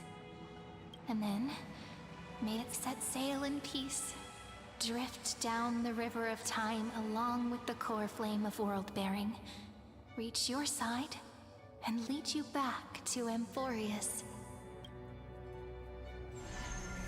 Just like the first time we met, right? Even though this cycle has no demigod of time, time has always stood on humanity's side. This is the only way to make sure that the Era Nova won't happen before you return. And the only way I can safely entrust the completed final flame chase journey to the Deliverer's heart. After all, the new world will be born from your memories, and the protagonist of this story mustn't be absent. As promised, I'm back. Let's go. It's time to complete the Era Nova. I believe you will never let us down, just like always. Do you remember when Finan sent us back to the beginning? When you and I got separated? But in the end, I returned to you, carrying all that we've been through. That's what memory is. It may wear down and fade in the river of time, but it never truly leaves. When that hidden corner of the heart is stirred, the past returns even more beautiful than before. So don't worry. Let the 33,550,337th Flame Chase journey become part of you too. I've gotten a lot better at it with the experience from the last time. Next, you will head to Styxia and find the Vortex's entrance guarded by the demigod of Ocean before charging toward the final battlefield. Right. Don't worry. I'll be with you. All of us will. Even Finan. We'll stand with the Deliverer. So say a short goodbye, then set off, just like we promised at the start. Toss away all unnecessary worries and troubles, and bring our smiles and determination into tomorrow.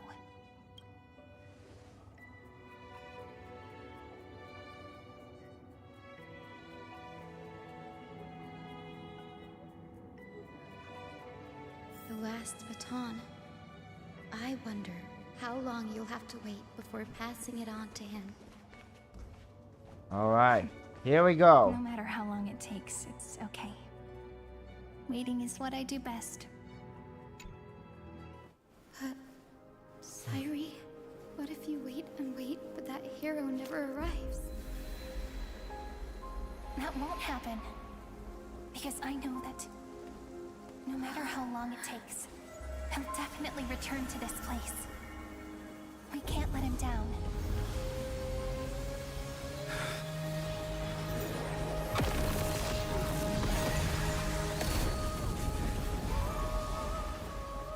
The Rainbow Bridge?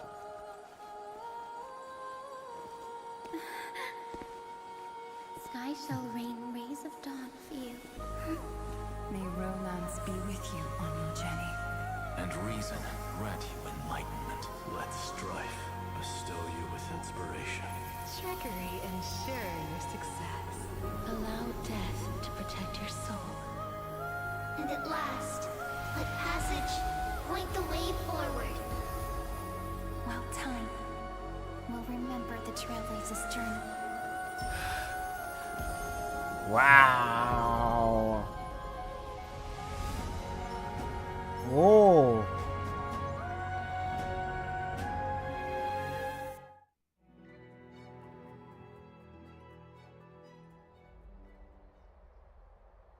Is this Styxia? What happened to this place? I need to find the entrance to the vortex, guarded by the demigod of ocean. High Sealants. Is she still there? Long time no see. trailblazer. Generation after generation of Chrysos heir heroes have tried to defy fate with their blood and tears, either voluntarily shattering their souls or waiting in eternal solitude. But alas, fate can never be defeated.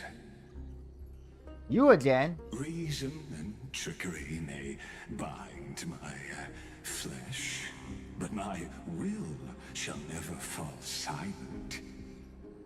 So the demigod of ocean, the Dux Gladiorum High Sealens, sought to bring me into a fantasia with her voice and drown a genius in slumber. But alas, it was all a hopeless dream. That warden fell before I did, due to erosion of time, while her prisoner remained unchanged. And yet, here you are bound to this place. True. I can't leave this place, but what of it? You should have heard of this fable.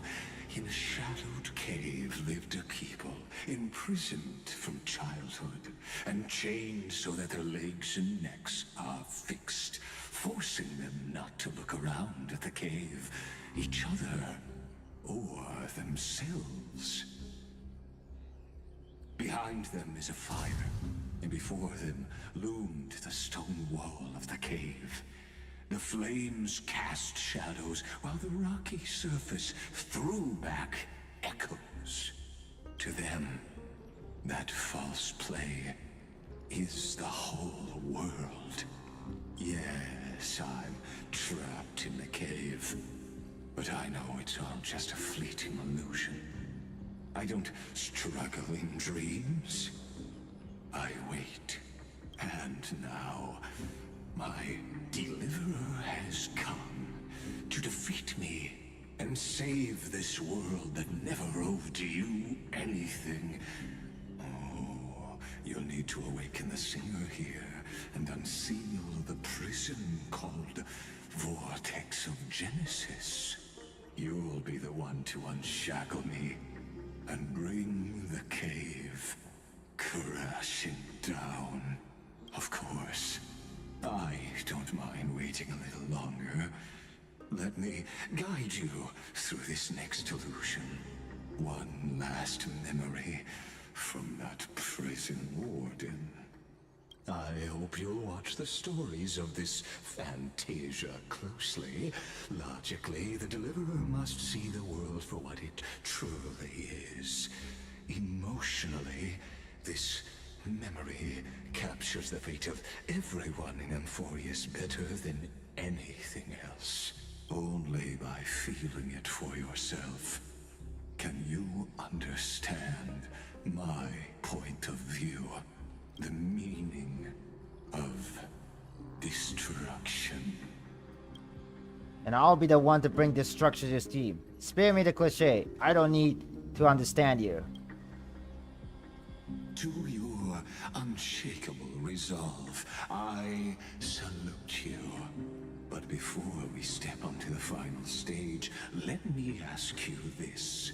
In the spirit of that fable I told you just now, can the prisoners in the cave learn to see the shadows and echoes for what they are, and stop mistaking them for reality?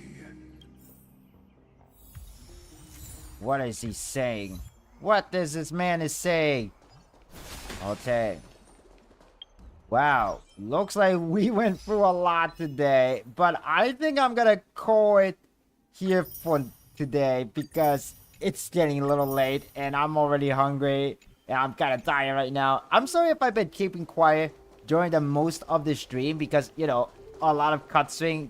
Honkai Str Rail is an RPG game, so it has a lot of cutscene and dialogue, and I just tried to keep myself quiet and not talk too much over the cutscene, at least too much. But I hope that you guys enjoyed watching this live stream and me experiencing through version 3.5. I'm sorry that we cannot finish it today. Not that I was intending to finish it, but we did make some good progress, I would say. We made some very long, good progress, I think. Yeah. Anyway, like I say, I think next time I stream Honkai Str Rail, we're gonna complete version 3.5. And hopefully, and maybe I will stream it again tomorrow. I wasn't planning to stream tomorrow, but since I have time tomorrow, maybe I will. Maybe in the afternoon. But we'll just have to wait and see. Anyway, guys, thank you so much for watching. If you enjoyed watching this live stream, please consider giving a follow if you're watching on Twitch. Click that like and subscribe button if you're watching on YouTube.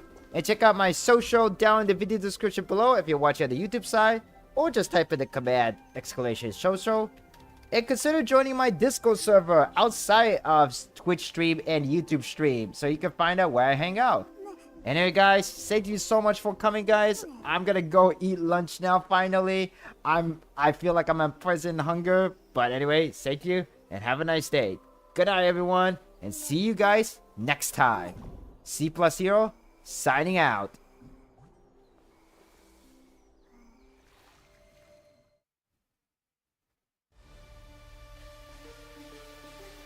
And actually, hey guys, at the end, we're gonna raid somebody too. So before we end the stream, we're gonna raid somebody too. So let me go find somebody to raid. Let's see. All right, then. We're gonna raid somebody.